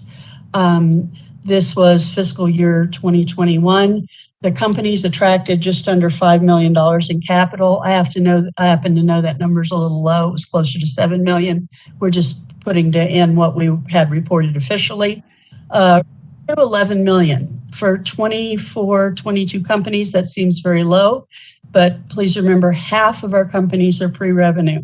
They're working on their product, they're working on their market, they're working on validating or FDA approvals, and they're not making revenue yet. So that 11 million is a lot for startups, and every year it grows.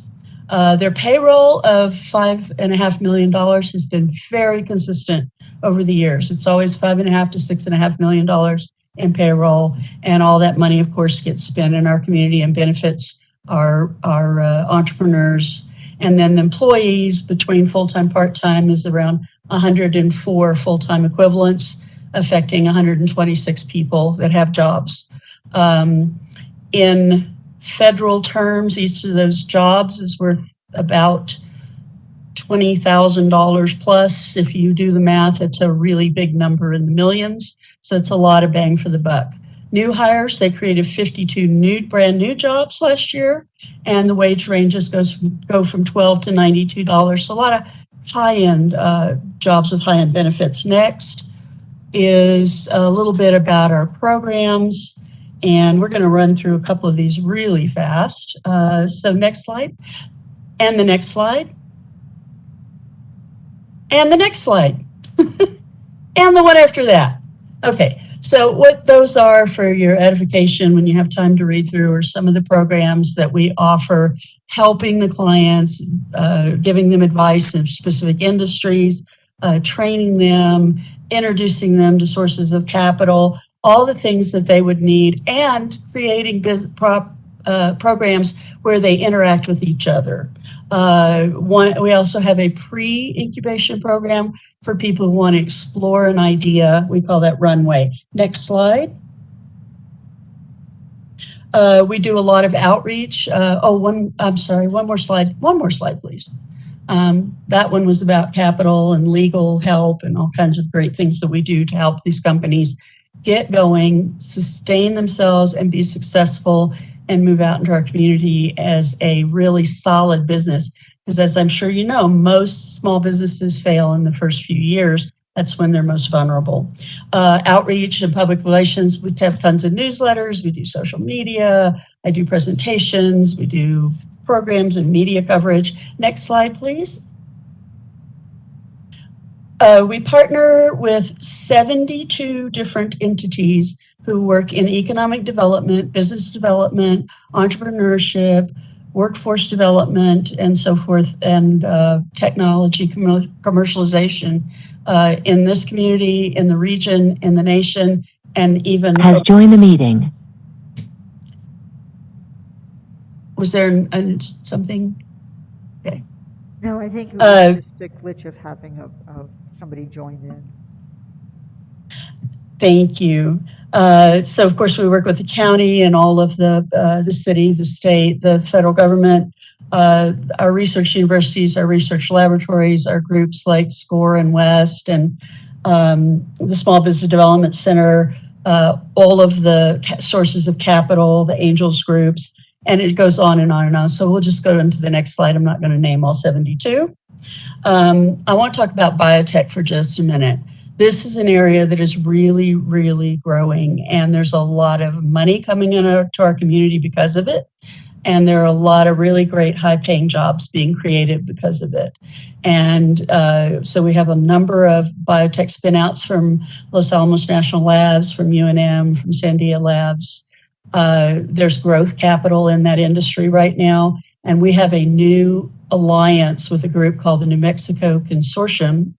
And that is made up of our national labs and our research universities.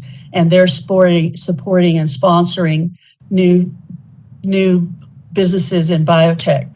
And then we have a beautiful shared biolab. That's a picture of it there that the U.S. government EDA helped us build.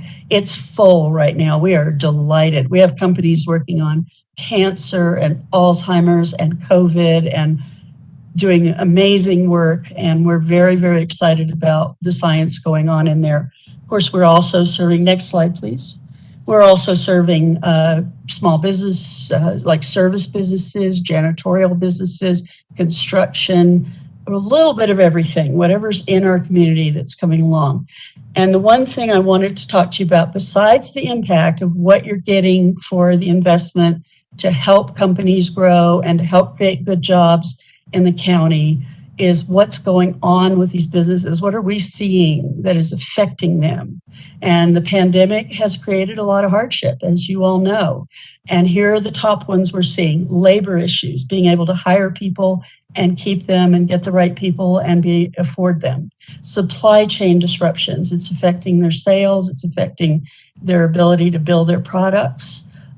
Just the delays on top of not being able to get things and the cost going up. Access to capital has changed. Where capital is being deployed has shifted. It's primarily a lot of capital right now in green energy, building, renewables, and biotech.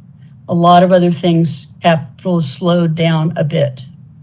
It's out there and we can get it, but it's been shifted. The new requirements to do business in a new way, which means online, just like we're doing right now, and all of us are having to adjust to that and buy equipment for it and get trained in it, and they're having to find new ways to do their business and meet their peers and go to trade shows and all that. The health care and the health and well-being of their employees, a lot of disruptions with people out sick.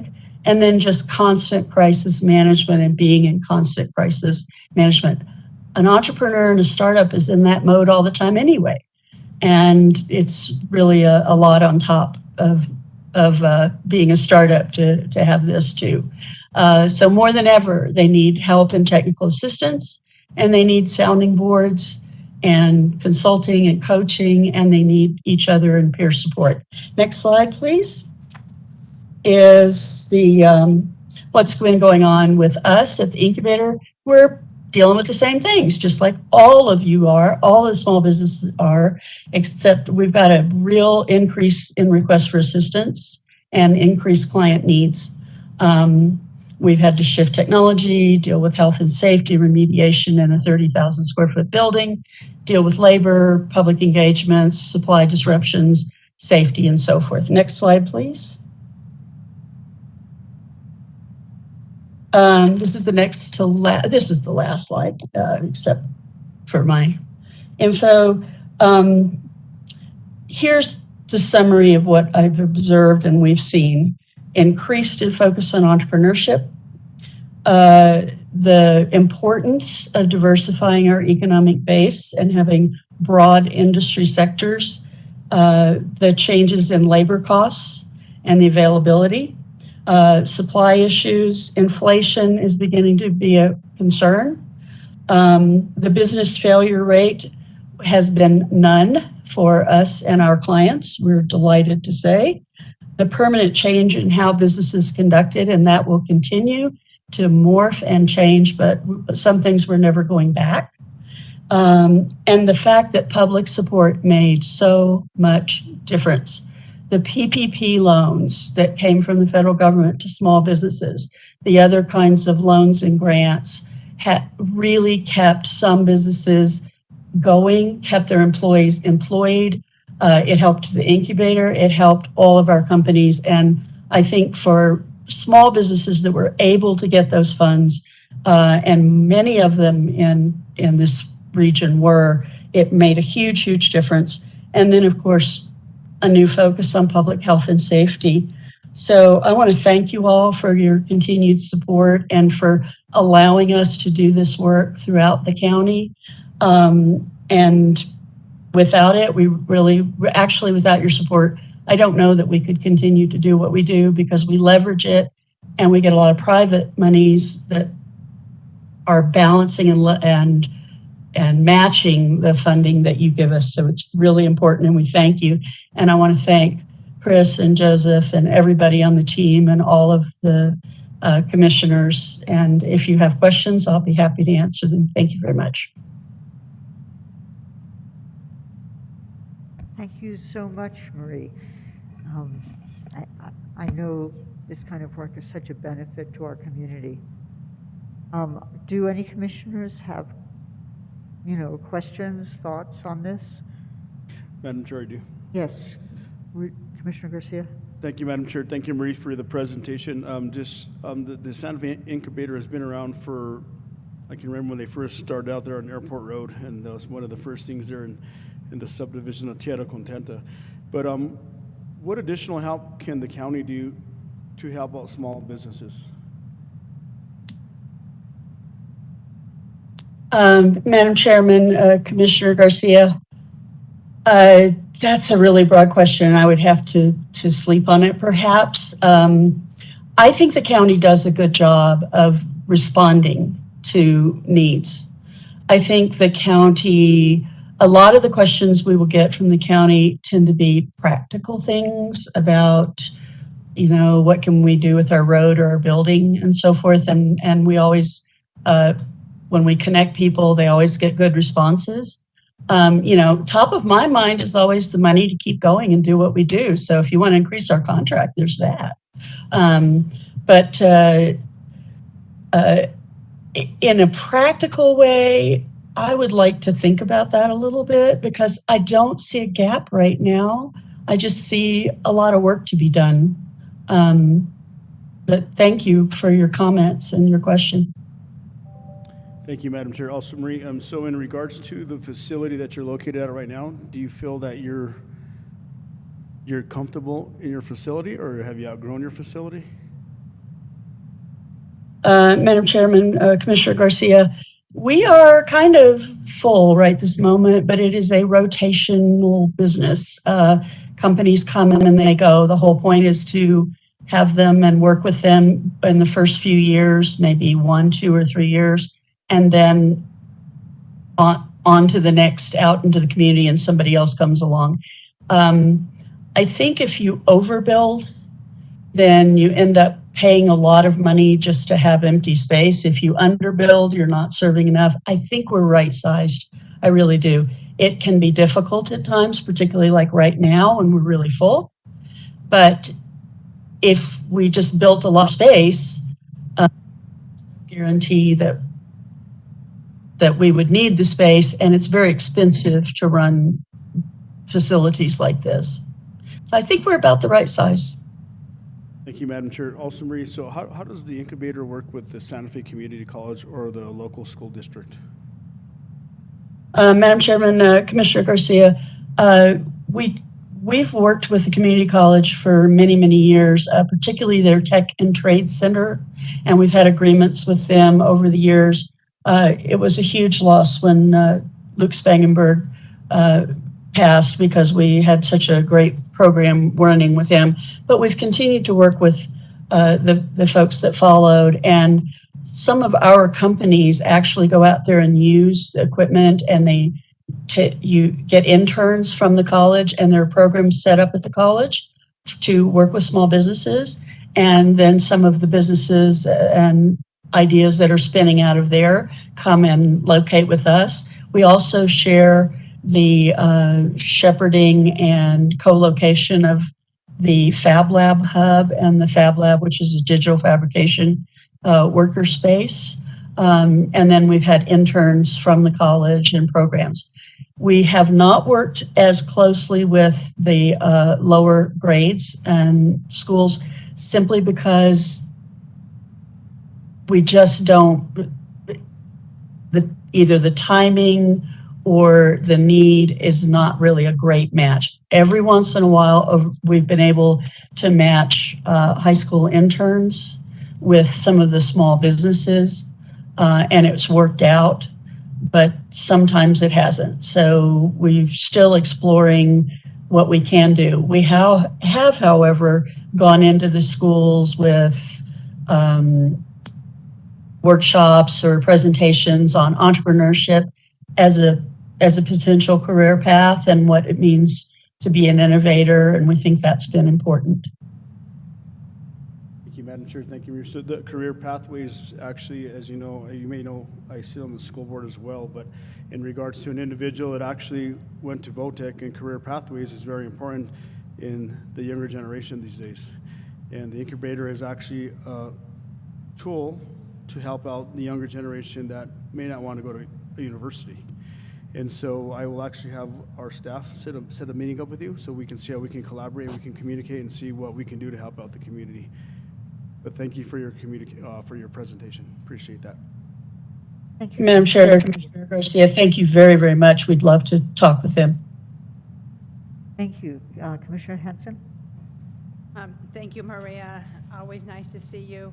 I too remember when the incubator started, and Positive Energy was one of your first clients out there. That was quite some time ago. You know, the pandemic has definitely affected everyone. There's no doubt about that. What I'm wondering is how can or what do you see in this labor shortage and the supply chain?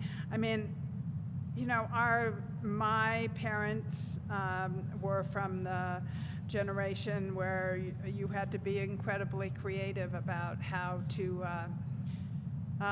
provide things because they grew up they came of age during the Depression and during World War II when there was many different shortages. And so I think reminding our younger people or people who come into business about the different hardships and the creativity that people faced in different phases in history, that we kind of have come from this generation of instant gratification, and I think that has to start changing. And I think it's really important to encourage entrepreneurship, but at the same time entrepreneurship on a local level. I mean, I think that I am a strong advocate for local, buy local, support local. So I'm just, I think dialoguing is always important, and just want to know what you think about that. Madam Chair, Commissioner Hanson, commissioners, there are always challenges for a startup, always something that is getting in the way and stopping them. There are big boulders to get around, and things do shift over time. What we can do is help them find ways to cope with it and new ways to deal with it. With the labor shortages, we've had a lot of workshops and seminars on, what are alternatives to hiring? What else can you do to build teams? How can you bring in, how can you attract and keep talent? So there are always ways to respond to adversity or external issues. I've been reading a lot about World War II lately, so I'm with you on that one. But things will happen, and people have to figure out how to cope and how to deal with it. It just makes it that much harder for small businesses, and small businesses are the backbone of our economy. But as we find out what these issues are, we're addressing every one of them. So we're having online meetings, and we're bringing in experts, and we're having panel discussions, and we're having them share things that worked or didn't work with each other. And out of that has come some successes with people being able to hire or being able to get a new supplier or whatever it is. So we just keep saying, what is it? What do you need? And then go out and find it for them or find a way to help them overcome it. Thank you very much. Thank you, Madam Chair. Thank you. Are there any other comments from commissioners? Commissioner Hughes. Yeah, just a quick one. I just really appreciate the work of the incubator. I have a close friend who worked for a company that started in the incubator, and so I know how important it is. And so thank you for the presentation. Excellent. Thank you. Rory, Thank you so much. We so appreciate the work you do in our community and beyond.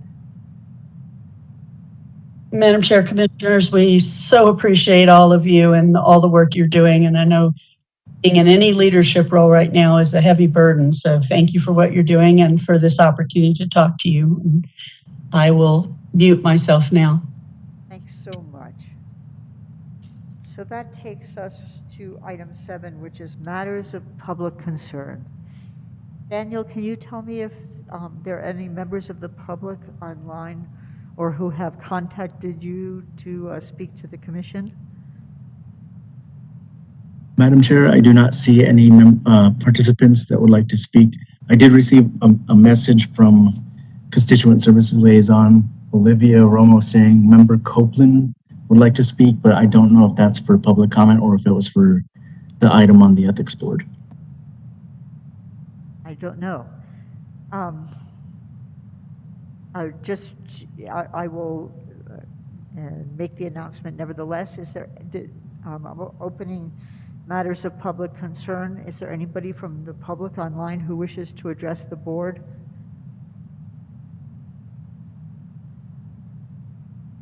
Once again, is there anybody on this meeting who would like to address the board? If so, please unmute yourself.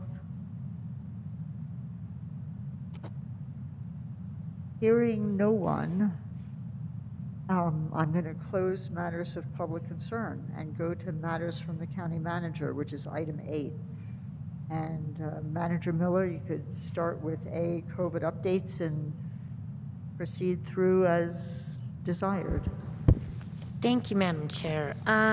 Commissioners, so as you know, the last Thursday, the governor announced that the indoor mask mandate is lifted. However, for the county, we have a separate policy in place, and that policy is still in place that does require that we wear our masks indoors. And also the governor did leave those mask requirements up to local governments and individual businesses as to whether or not they want to lift those. So at the moment, we're continuing our policy. We believe that the CDC is likely to update their policies. We have tried to stay consistent with the governor's orders and the CDC. And so we are looking at it, but at the moment, the policy that we have in place is still requires employees and public to wear masks indoors. Also, numbers from the weekend, which were published yesterday, including Saturday, Sunday, and Monday. Our New Mexico had 1,563 cases over the weekend, or 521 per day, and 20 new deaths, with a 10.6% test positivity rate, which is coming down. Santa Fe County's numbers as a component of that 1,563 were 111, averaging about 37 per day, but our test positivity rate is a little higher at 13.5%. Also, Santa Fe County has had a total of 27,420 reported COVID cases. 23,509 of those have recovered, and we've had 244 deaths reported. Our current vaccination rates for 18 years and older for New Mexico, 1 dose is 91.7%, and fully vaccinated 77.9%. And then for Santa Fe County, 1 dose 99%, and fully vaccinated is still at 86.7%. And then New Mexicans with boosters is at 43.7%. We also, as I've mentioned in the past couple of meetings, are working on another COVID public awareness campaign. This one will focus on mental health and coping with stress, particularly related to the pandemic, and the addition of New Mexican's Healthy Living magazine that just came out includes a poster on this theme. We've also awarded a contract with the Santa Fe Mountain Center for helping youth in the Edgewood area with mental health stress, and they'll be working out of the first choice health facility in Edgewood. Also, in our seniors meal delivery, we last week delivered 2,724 meals to our seniors, and we also continue to receive 110 bags of produce and 110 food boxes from the food depot for distribution. And so we've continued to do the food distribution each week for those perishables and non-perishables. And then we also continue to do high-risk medical transportation trips of about an average of 5 per day. And then, yeah. So any questions on that? Those are the COVID updates. Commissioners have any questions? Commissioner Hanson? Yes. Thank you, Manager Miller. So we're waiting for the CDC to follow their guidelines on what we're going to do on the mask mandate. Is that what I heard exactly? Madam Chair, Commissioner Henson, we have an indication that there may be some changes coming up from the CDC. One of the things that's been really difficult is this constant changing. No sooner do we get a policy, we literally just updated the policy on February 8th, I believe it was, to include and allow for staff to wear and receive from the county the KN95 masks or the respirators.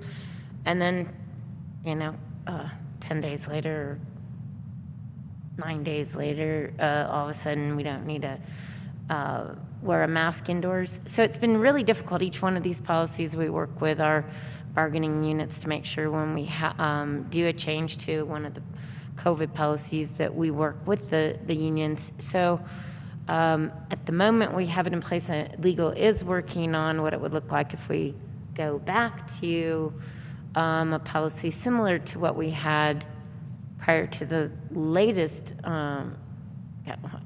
Like I said, they change every couple months, so it's been really difficult to keep up with it. And we're trying not to do one and then do another one. So we thought we might stay with what we have, and if there's an indication that the CDC's policy is going to change, to take a look at that along with the state's public health order before we change our existing policy. So one of the things that I found really helpful, I felt, in Washington, D.C., the order is that you could not be in any building without a vaccination card, and that you have to show your vaccination card before you go into a restaurant, any hotel, or any building, anywhere in Washington, D.C. And I think that is, I support that policy. I felt very safe. I came back from Washington, D.C. I tested myself. I was negative, and I've tested myself again, and both times I've been negative, and I've been in a room with a lot of people, but everyone was vaccinated. And so vaccinations work, and so I hope that people will continue to get vaccinated and be responsible to their fellow citizens. Thank you, Madam Chair. Thank you, Commissioner Hanson. Commissioner Garcia. Thank you, Madam Chair. Thank you, Manager Miller. As we know, this stuff's all over the place. You walk into a restaurant, take your mask off, put a glass of water in hand, take a mask off, and it's a moving target. And so us as policymakers for our employees, 600, 700, 800 plus people that work here. So whatever the CDC actually makes a recommendation, as into no more mask requirements, are the employees going to come back to work that next day? Have we thought about that yet or not yet? I'm just trying to give a little, Madam Chair, I'm just trying to give a little bit of guidance to our employees as into when that great recommendation comes, no matter where it is, what are we going to do? How are we going to do that? If we don't know Madam that Chair, fine. Commissioner Garcia, I think if I understand your statement, you're saying, well, if something changes and it's immediate, what do the staff do? Staff follow the policies that the county have in place at the time. They've been signed off on by me and by the bargaining units, so that's what governs it, regardless of whether while they're at their workplace. Now, on their private time, they can go do what the state or CDC says.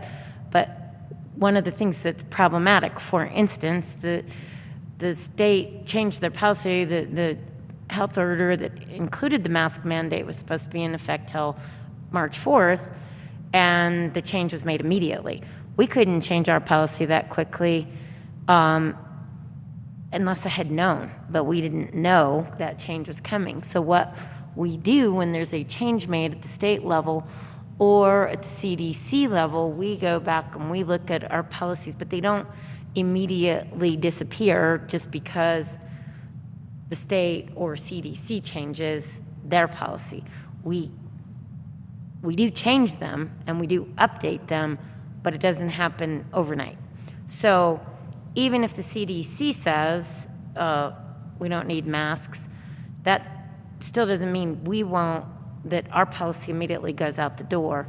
What we do is then go back, rework our policy to be as consistent with the state public health order and the CDC's guidelines, and then we go and work with each of the bargaining units to make sure we're in agreement as to how we'll handle that, and then we implement a policy update. So that's why I'm saying it takes us a little time. It's not a matter of I can just change the policy immediately because the governor changed her policy or the CDC immediately changed their policy. We take all of that information and then try to make the best policy that works for the county and the situations for the county. So for instance, we have people who work in correctional facility and they were not exempted from the policy. We have firefighters that would likely still wear masks because they're healthcare providers as well, or EMTs. It's not so simple as, it's just tossed out and come to work the next day based on whatever CDC said. It's going to be come to work based on whatever policy we have in place at the time. And we provide, anytime we update the policy, and I've never written so many, or not personally, but signed so many policies as we have done in the last 2 years about how to work at the county in these conditions, because it's an ever-changing thing, and we're in a constant working on updating and rewriting the policies based upon whatever information is coming out of the state and the CDC. So I hope that answers your question. Madam Chair, Manager Miller, yes, it does. So just as you mentioned, the CDC, what the governors does, what the state of New Mexico does, we actually do have contracts with our bargaining units. And so we still have to get clarification with them and bargain with them. So that just goes to show that how Santa Fe County actually does work with our bargaining units as into what are we going to do? Why? Bargaining. But thank you, Madam Chair. Thank you, Manager Miller. Thank you. Are there any other questions before we go on? Thank you, Manager Miller. And I'll do the miscellaneous updates, and then I'll turn it over to Hutchie for the legislative update. Yes. So just a couple real quick miscellaneous updates, and that is that on February 26th, the Santa Fe County Fire Department, Black Canyon Hand Crew, our volunteers, our Office of Emergency Management, and our fire department wildland members will be conducting a wildland fire evacuation exercise with the citizens of the La Barberia community. As you may or may not know, I'm sure you do, Commissioner Hamilton, but the rest of the board may not know, that this area of Santa Fe County is designated as the 12th most at-risk wildland urban interface areas in the United States, meaning it's a very dangerous area for potential wildfire, and its proximity to the housing areas. Over the last several years, community members have expressed their concerns in the area in reference to ingress and egress on roads defensible space, dead trees, and the fire department's response.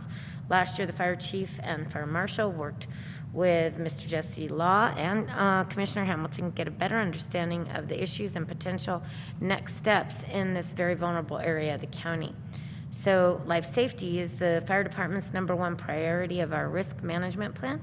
Hence, deciding to exercise how to better get our community members off the mountain in an expeditious and effective manner while responding to fight a fire and mitigate the emergency is the overall goal of this exercise, and to test the processes and the warning systems to get an understanding of where we can improve. Then also, really good news, Fire Chief Lindsay was selected for the Executive Leadership Program at the Naval Postgraduate School. The Executive Leaders Program, or ELP as it's called, provides a unique educational opportunity for senior level Homeland Security, public safety leaders who are at the forefront of the nation's Homeland Security mission. This non-degree graduate level educational program meets the immediate and long-term needs of leaders responsible for Homeland Security, public safety, by bringing together a variety of disciplines and jurisdictions into one room.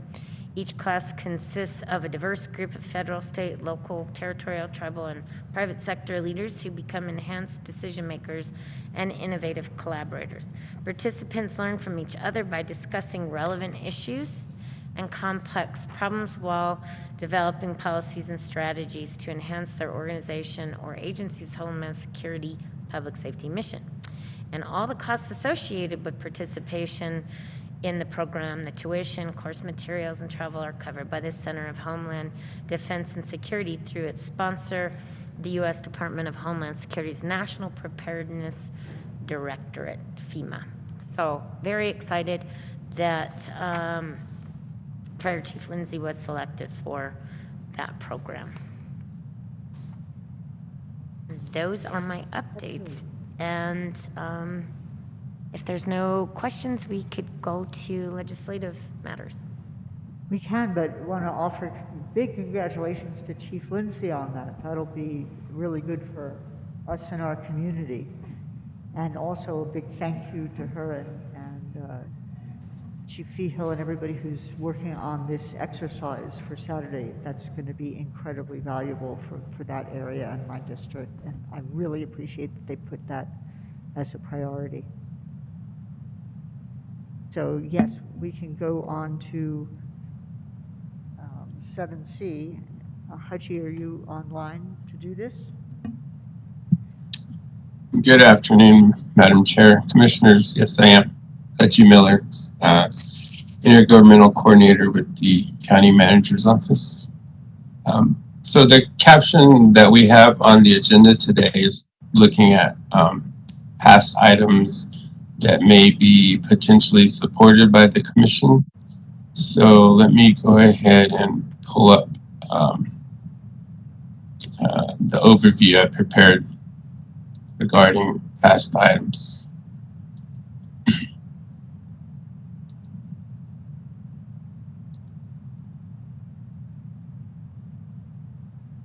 Okay. Are you able to see my screen right now? Yes, we are. Thank you. Okay, great. So this first section I have listed the potential items that the Commission may want to provide letters of support for.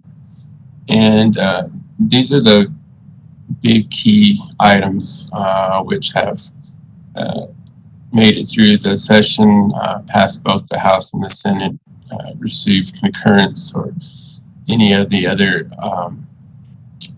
final processes needed before going into law. And so the first item here is the budget. And the budget was the main task of the 30-day session. And it was a very monumental task for the state and the legislature. So a 14% increase, raises for all the state workers, increase of the state workers' minimum wage to $15 an hour. And it also encompasses increases to different departments as well. If there's any particular departments that you need me to look for, or projects within departments, I can surely do that and get back with you if you have any questions.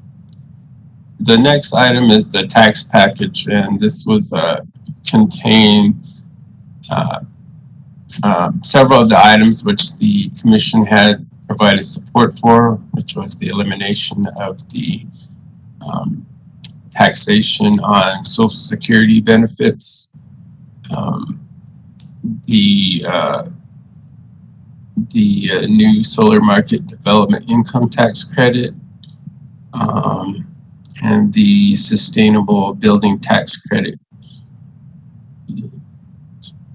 Those are some of the items which had been previously standalone bills, but they were later incorporated within this larger tax package.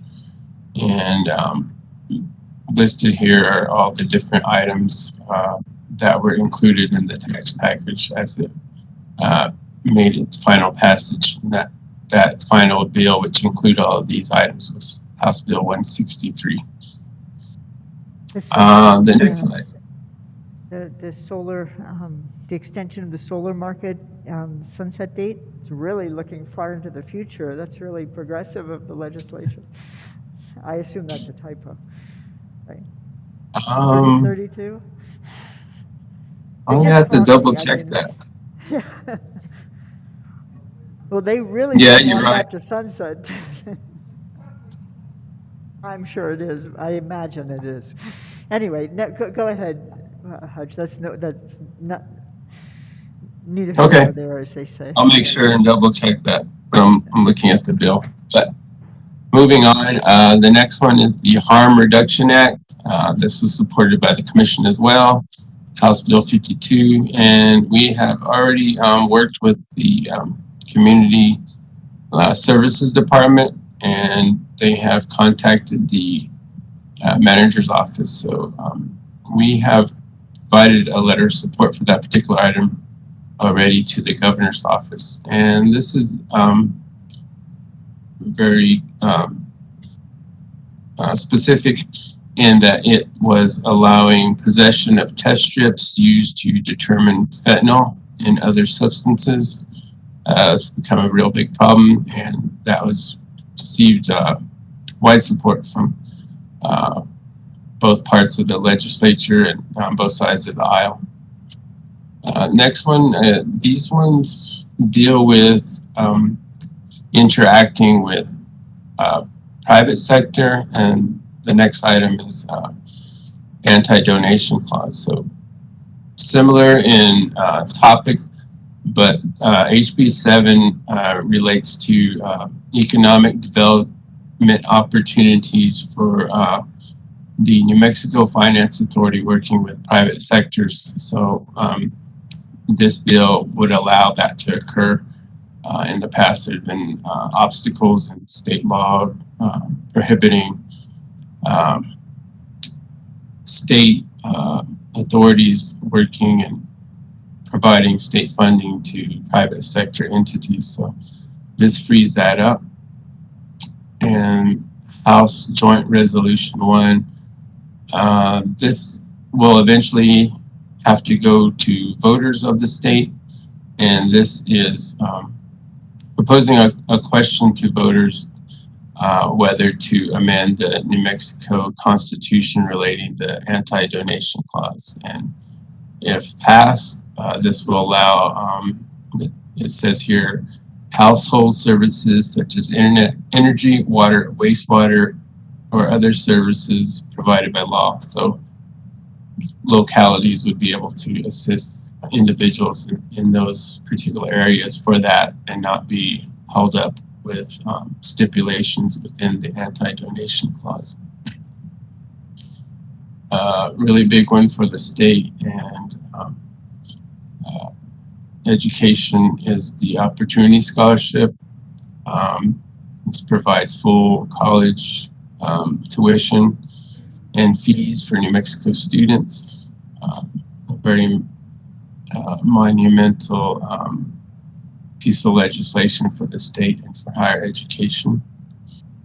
And finally, I have here the New Mexico Housing Trust Fund, Senate Bill 134, which was sponsored by Senator Rodriguez. And we had heard a lot about this from our community development department. And this will go a long ways to help the housing needs throughout the entire state. This takes off a part of the severance tax bond capacity and earmarks it from here on, and it's expected to provide $24 million annually to this housing trust fund. So, whereas it used to be that separate allocation would have to be made every single year, and based upon the availability of money in the general fund, this fund would have to fight to be funded every year. But this is a big game changer for the affordable housing needs within the state. So those are the items that passed, and there's just a few here that notable items which were receiving a lot of attention and eventually ended up not passing. Senate Bill 14, the Clean Fuel Standard Act. The next one being the Hydrogen Hub.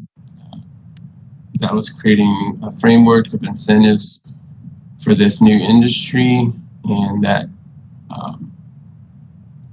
that was back so much that in the original budget version there was $125 million set aside for that.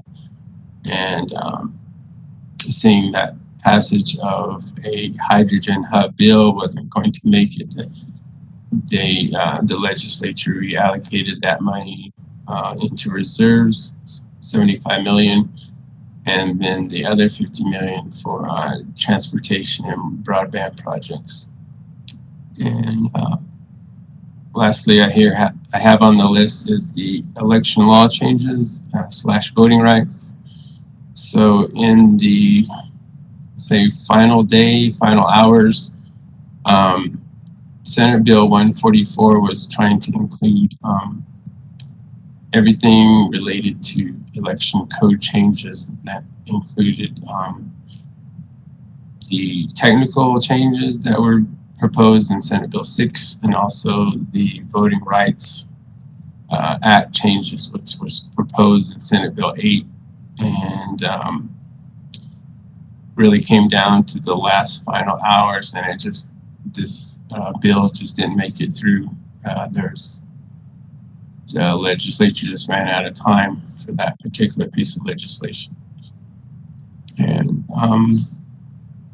with that, I'd like to pause here and see if you have any questions regarding any of these items, passed or not passed. Commissioner Hanson? First, thank you, Hachi, for everything you did during the legislative session. It's definitely unfortunate that some of these bills did not pass, but they can live for another day. I think I'm really grateful that the constitutional amendment on the anti-donation passed so that it can go to the voters. That is, really important for us to be able to provide services to low-income people, and especially internet, energy, water, wastewater. Those are some of the things that we face in New Mexico, being such a poor state, and the need for clean water. And so I'm grateful for that, and I will advocate and work to hopefully get that passed on the when it's on the ballot. So thank you very much for all your work and for showing up and following all these bills. I did as much as I could and hung in there until I left for DC, but Otherwise, thank you. I knew you were there, so I felt confident that our voice would be represented. So thank you. Thank you, Commissioner. I was in the committees and I heard you providing your support on the weekends. So thank you for your help as well. Thank you. Commissioner Garcia? Thank you, Madam Chair. Thank you, Mr. Miller, for what you did over there. You know, you and I worked together over there. These last 2 or 3 years have been very challenging, but thank you for what you did. My colleague here for going and giving testimony. Thank you. Some of those bills that actually, in regards to some tax credits, as into where you purchase different items at the stores, when does that take effect? Is that immediately as soon as the governor signs it, or is that next year? How does that start? It's this last bullet here, and the reduction, the 0.25% GRT reduction takes effect July 1 of this year. And then in regards, it was interesting from the senator from the Farmington area that talked for about 2.5, 3 hours in regards to the voting bill, the voting rights bill, and which, like the commissioner said, it stayed where it was at. And maybe next year they can bring them up. But just interesting to see how the dynamics work in that place. And I like it. It's actually very interesting to see how that works. As you know, Hutch, you get it. You see it, all of us. To a certain point, see how that stuff works there, but very interesting. But thank you for what you did this year, you and Tessa and all the rest of your team. Thank you. Thank you, Madam Chair. Thank you. Are there other questions? Or yeah, Commissioner Hughes? Thank you, Madam Chair. I just wanted to reiterate that the Senate bill that gives the Housing Trust Fund $24 million a year based on the severance, 2.5% of the severance tax bonding capacity is really a big deal. It's something we envisioned way back when the Housing Trust Fund was created. That's when Manager Miller was at the MFA. And I remember working with her on that, and we had always hoped it would have annual funding, and now finally it does. So, I mean, it's still not enough money, but it's going to make a much more of a difference now than it did before. So, and thank you, Hutch, for the reports and keeping track of all this. Thank you. Thank you, Commissioner. Thank you so much. Any other comments or questions for Hutch? Hutch, are there any whispers of an additional special session? It's always possible. I don't think that the governor. I don't think that the governor got all the various crime measures that she wanted to see passed through, and the hydrogen hub. I think that's still going to be out there for a while as a economic driver that the governor would like to pursue. Madam Chair. Yes, Commissioner Garcia. Once again, Hutch, thank you for not standing out on the street like you were the last time when you gave a presentation. And kind of like the news anchor, like, we're here live at 100 Catherine Street, but at least you're in your office this time. Yeah, we're definitely more comfortable. Just want to make sure you're safe this time. Thank you. Madam Chair, Commissioner, it's a little breezy out today, so always gotta take care of the hair. Thanks so much for the input, Hutch. We really appreciate it. Is there any feedback further beyond that you need from us? Just simply, if there's anything listed here that you want me to follow up on, I will have. I'll be happy to do so. Also, if there's any other bills that we have been tracking to the session, if you need to make sure that the funding was in the House Bill 2 or whether it got rolled into any other type of bill, or just to see where a particular bill stalled, anything like that, just go ahead and let me know, or let the liaisons know, and I'll make sure to follow up with you. Excellent. Thank you. I think we'll all do that. We'll all follow up with you as needed. Excellent. So that lets us move on to. Does he have any more? Do you have any more? Did I talk over you there? Hutch? Madam Chair, no, that was it for the agenda item. I just open for any questions if there are any. So does anybody have any further questions or input on things he wants to follow? I think everybody's shaking their head no. So as things come up, I know they'll be in touch with you. So, you know, keep in touch with us. We love the input. Okay, thank you. Yeah, I will make sure and let you know as items are chaptered and reach final passage as well. Excellent. That sounds perfect. So that goes on to matters from the county commissioners and other elected officials. So for 9A, are there commissioners who have things they want to say? Commissioner Hanson, and then I'll go to Commissioner Hughes. And You can count on me to have something to know, say. it's a good thing. There's not a problem there. So first of all, when I got home, I got a nice little newsletter that Pamela Mathis sent me from the Bureau of Land Management on the recreational target shooting plan. EA preparation is underway, and so I think that this plan is going to go out for public comment. This involves both well, basically all three of our districts, Commissioner Garcia and some of Commissioner Royball's district on the Caja del Rio. It was very opportune since the day before I spoke with Senator Heinrich, and we spoke about where this was and what was happening, and he said, oh, I'll make a call and get on it. And I got this the next day, so I was happy to see that things are moving along. I was happy to meet with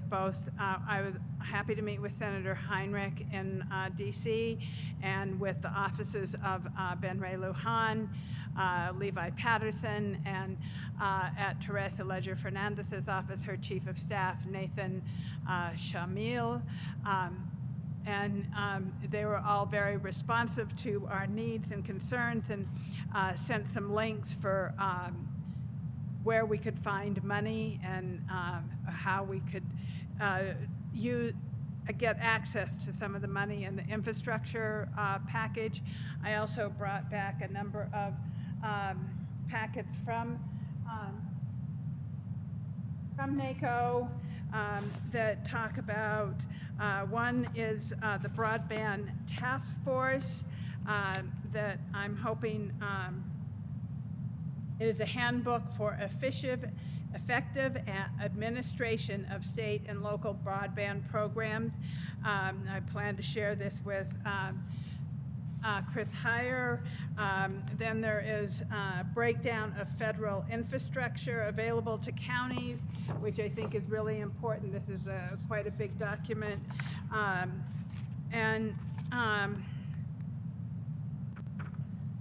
You know, there's a broadband task force at NACO, and so I tried to get as much information, and I have extra copies that I'm willing to share, and we can get out. This is the bipartisan infrastructure plan, and I brought a number of these copies back just because I feel like it's important for all of us to look for what monies we can find in these in this that, you know, can bring the federal money into our county, but also, you know, I know we have a labor shortage like everywhere in the country, and so it's one thing to get the money, but you know, there is like a plan, and since we have ReadyNet, one of the ways is to make sure that we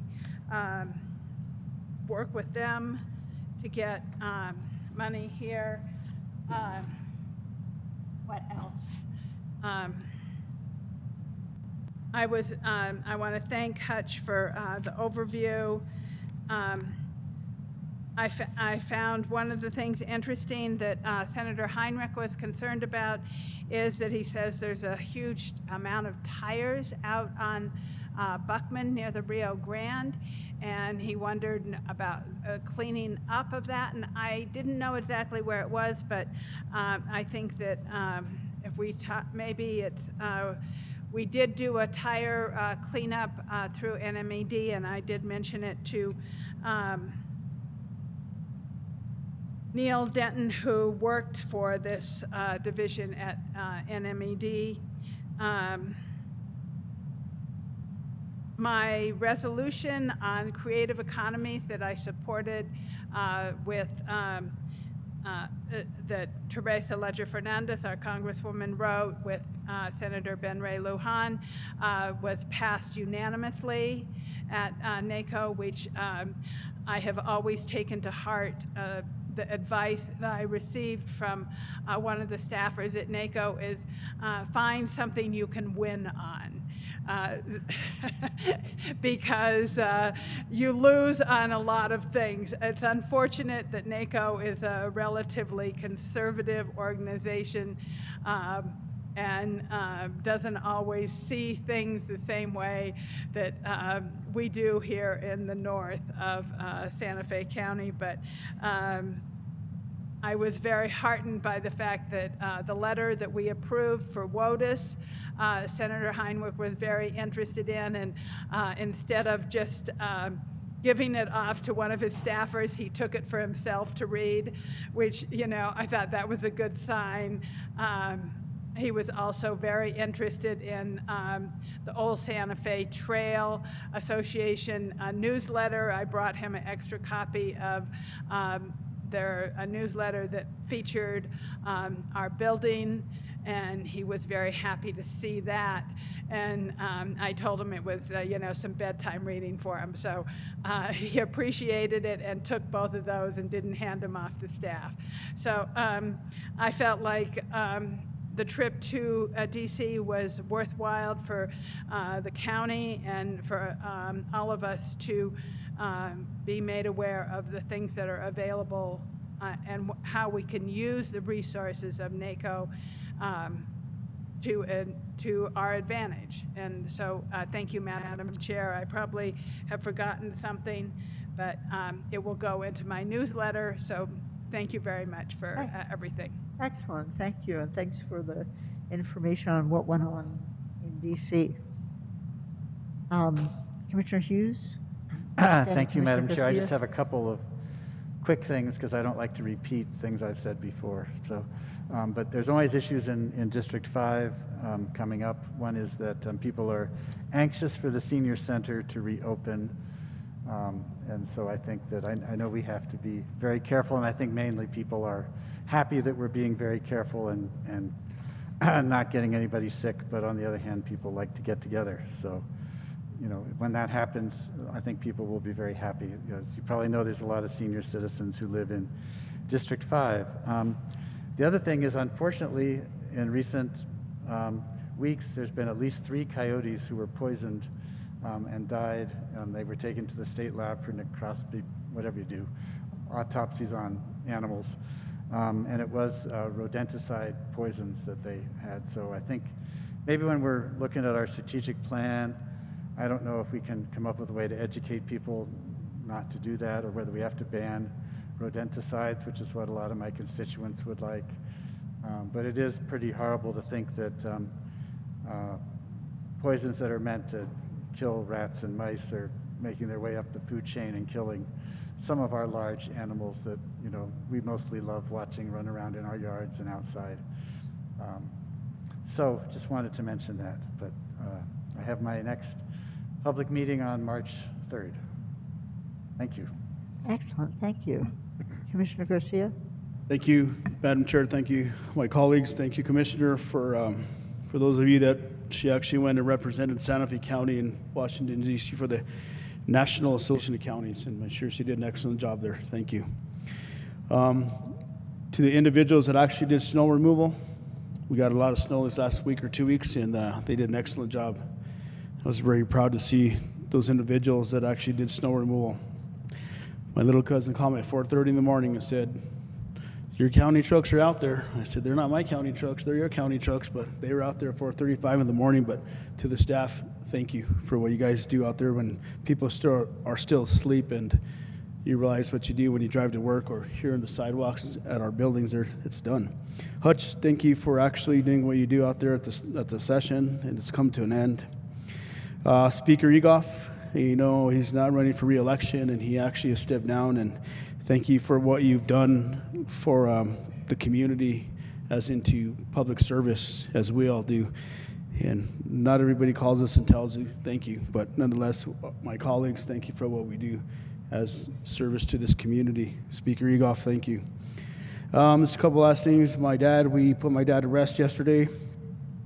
Thank you for my colleagues for hanging in with me the last weeks or last month about that. Appreciate that. Mayor, President, Commissioner Javier, hopefully you and your family have some peace with what's happening with your family. Thank you.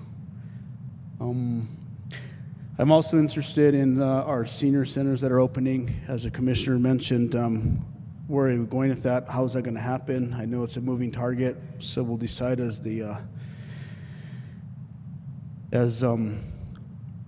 different recommendations come down, as well as the fair board. I'm interested, as you know, the fair is going to be here in the next 8 months, so I've gotten several calls in regards to what's happening with the fair.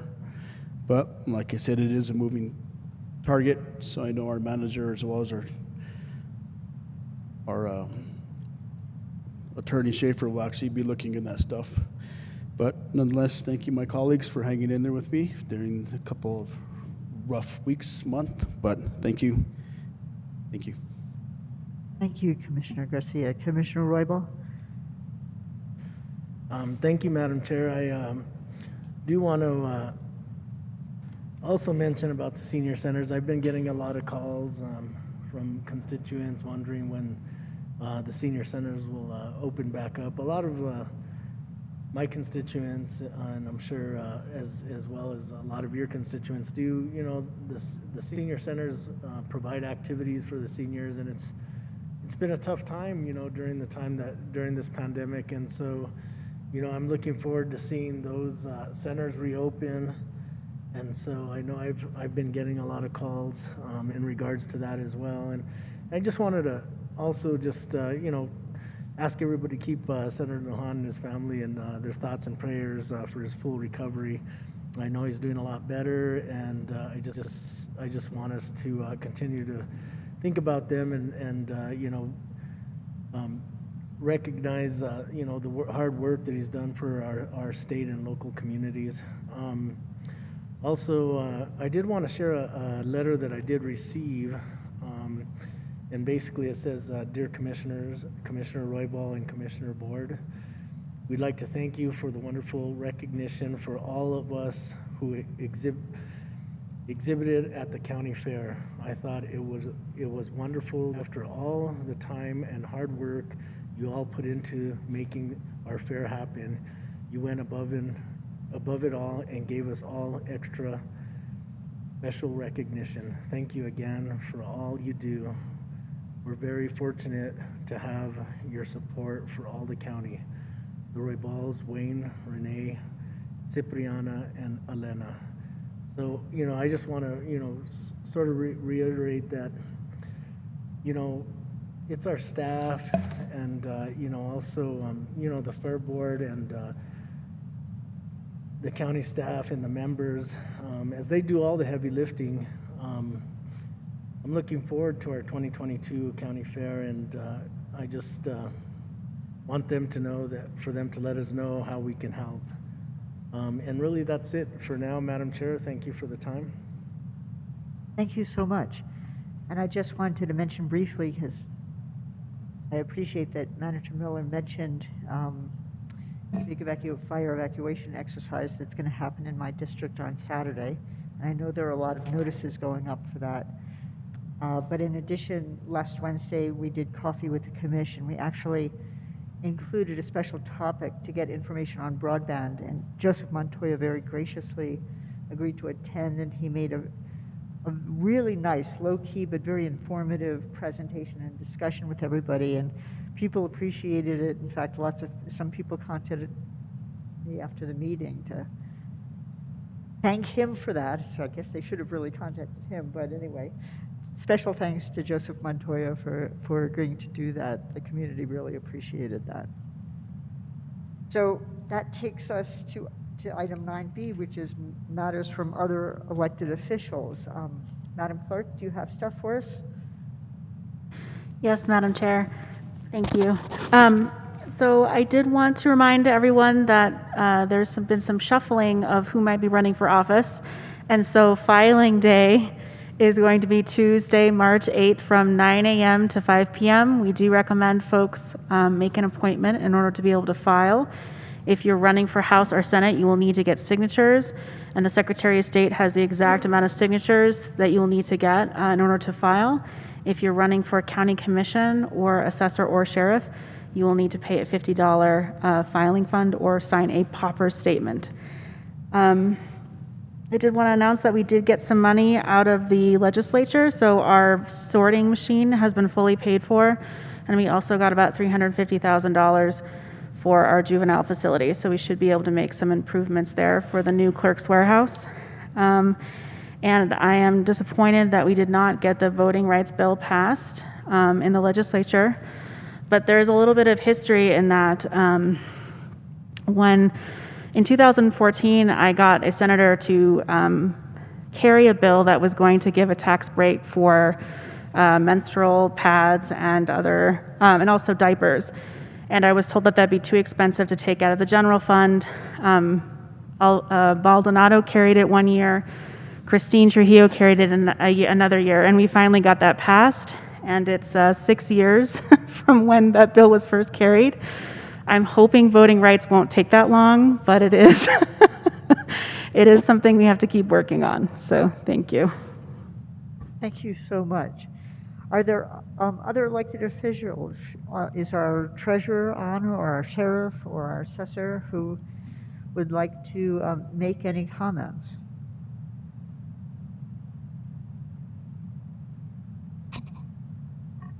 Daniel, do you know if any of our remaining elected officials are on the line? Madam Chair, the only one I see is the undersheriff. Well, Undersheriff, if you have anything you would like to provide, we'd welcome it. And if not, that's great too, whichever.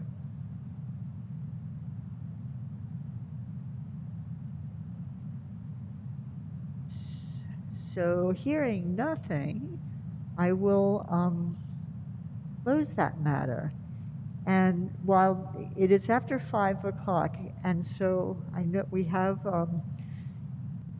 if nobody else objects, if we skip over 10 and go straight to the public hearing, item 11, and then we can go back and do executive session after that, I think that would be good and not keeping people waiting.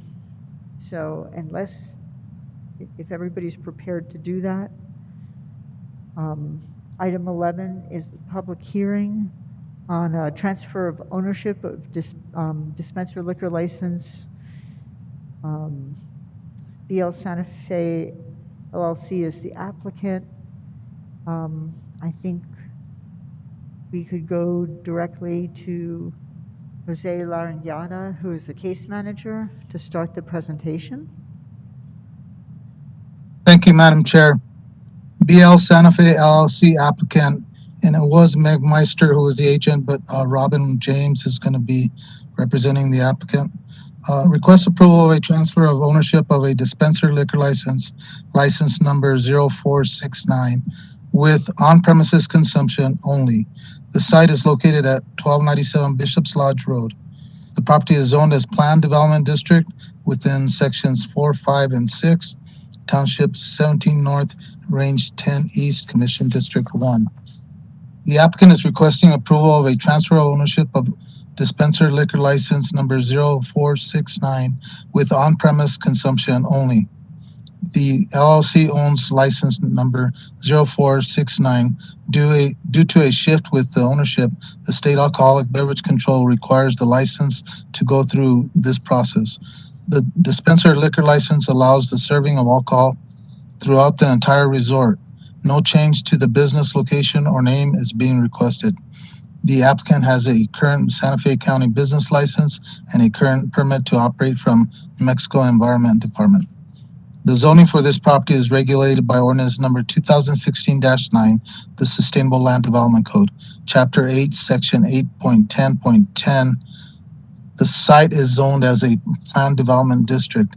As such, it is to be developed in accordance with and governed by and restricted to the densities, uses, and conditions identified on the approved master plan, plat, or development plan. The master plan for Bishop's Lodge was recorded on December 11, 2002. The master plan does not list liquor sales as an allowed use. As part of a resort activity, liquor sales could be considered an auxiliary use to the resort. Bishop's Lodge has historically served liquor on the premises.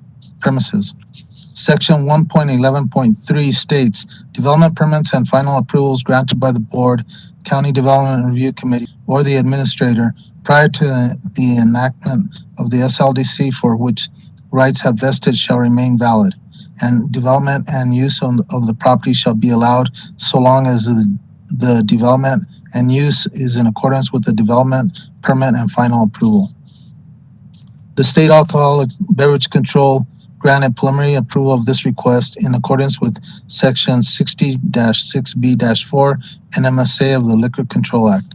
The Liquor Control Act requires the Board of County Commissioners to conduct a public hearing on the request to grant a change of ownership to an existing liquor license.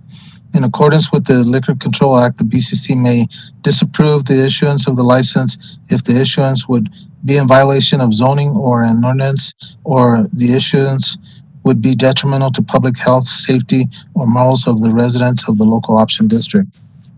Growth Management staff has reviewed this project for compliance with pertinent code requirements and finds the following facts to support this submittal. Chapter 1, Section 1.11.3 validates existing uses which were previously approved by the county prior to the enactment of the SLDC.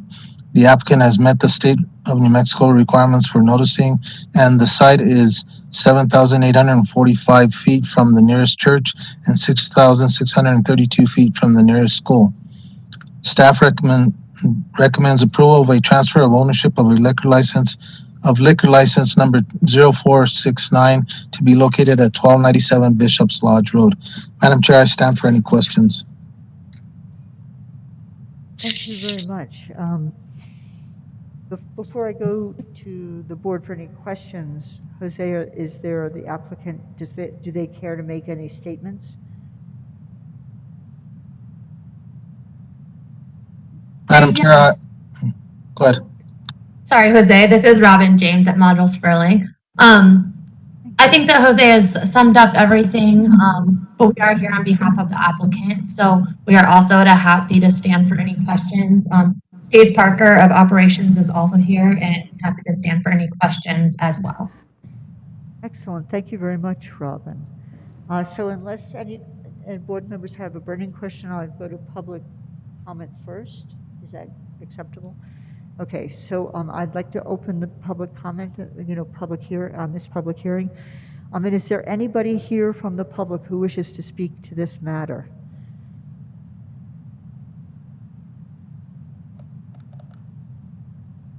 Daniel, do you know if there is anybody on the meeting who, from the public who wishes to speak to this matter? Madam Chair, I don't see anything indicating that someone would like to speak from the public. Excellent. Thank you. Thank you, Daniel. So I will ask one more time, is there anybody on the meeting who would, from the public who would like to speak at this hearing? Hearing none, I'm going to close the public comment and go to the board members. So I know Commissioner Garcia had something. Thank you, Madam Chair. Mr. Larinaga, is this a full liquor license or is this a beer and wine license that's being transferred? Madam Chair, Commissioner Garcia, it is a full dispenser license. And as a result, they can serve at the rooms, at the restaurant, at the pool. It's for the entire site. Thank you, Madam Chair. Mr. Ladanaga, can they actually serve packaged liquor to somebody that's not inside of the property limits? I don't believe this license will allow that. It's drinks. I don't know if the rooms can order packaged liquor or not. I'm not sure.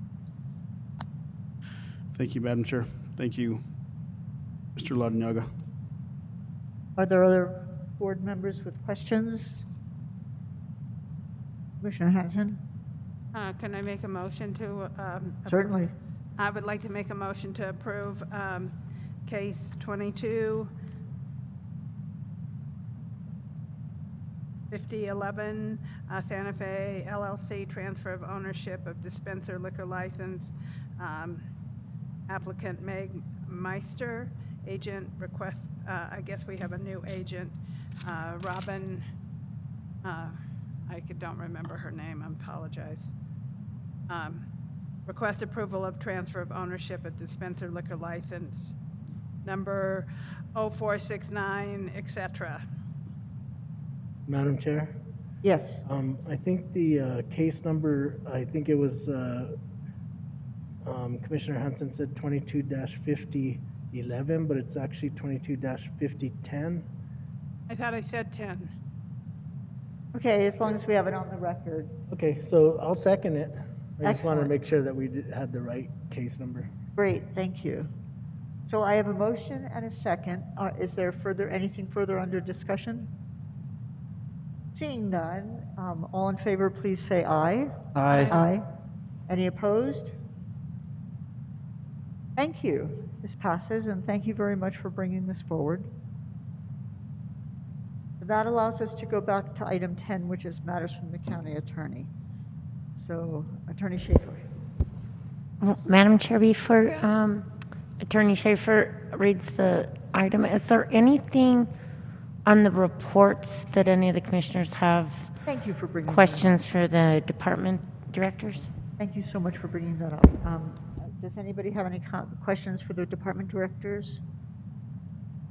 If not, I really, really want to thank all the department directors for both providing these reports, which are always very informative, and also for sticking around for any questions. So thank you for staying, and I guess we're done with you here, so you can go have dinner, unlike us.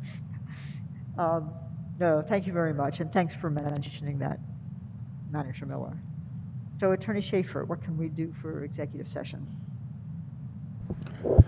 Thank you, Madam Chair. Commissioners, the purpose and authority for executive session would be limited personnel matters as allowed by Section 1015(1)(h)(2) NMSA 1978. Threatened or pending litigation in which Santa Fe County is or may become a participant as allowed by Section 1015(1)(h)(7) NMSA 1978, including 1, NRA broiler chicken antitrust litigation, 2, breach of settlement agreement, related agreements related to annexation, 3, NRA national prescription opiate litigation, U.S. District Court, Northern District of Ohio, Eastern Division, case number 1:17-MD-2804, and 4, executive management personnel matters. Great, so I would entertain a motion to go into executive session. Commissioner Hughes? Yes, I'll make a motion that we go into executive session to discuss just those items that Attorney Schaefer listed. A second. Thank you. I have a motion and a second. Can I have a roll call, please? Commissioner Anna Hansen. Yes. Commissioner Hank Hughes. Yes. Commissioner Henry Roybal. Yes. Commissioner Rudy Garcia. Yes. Chair Anna Hamilton. Yes. So we're now adjourned in executive session, and Madam Chair, yes, Commissioner Hanson.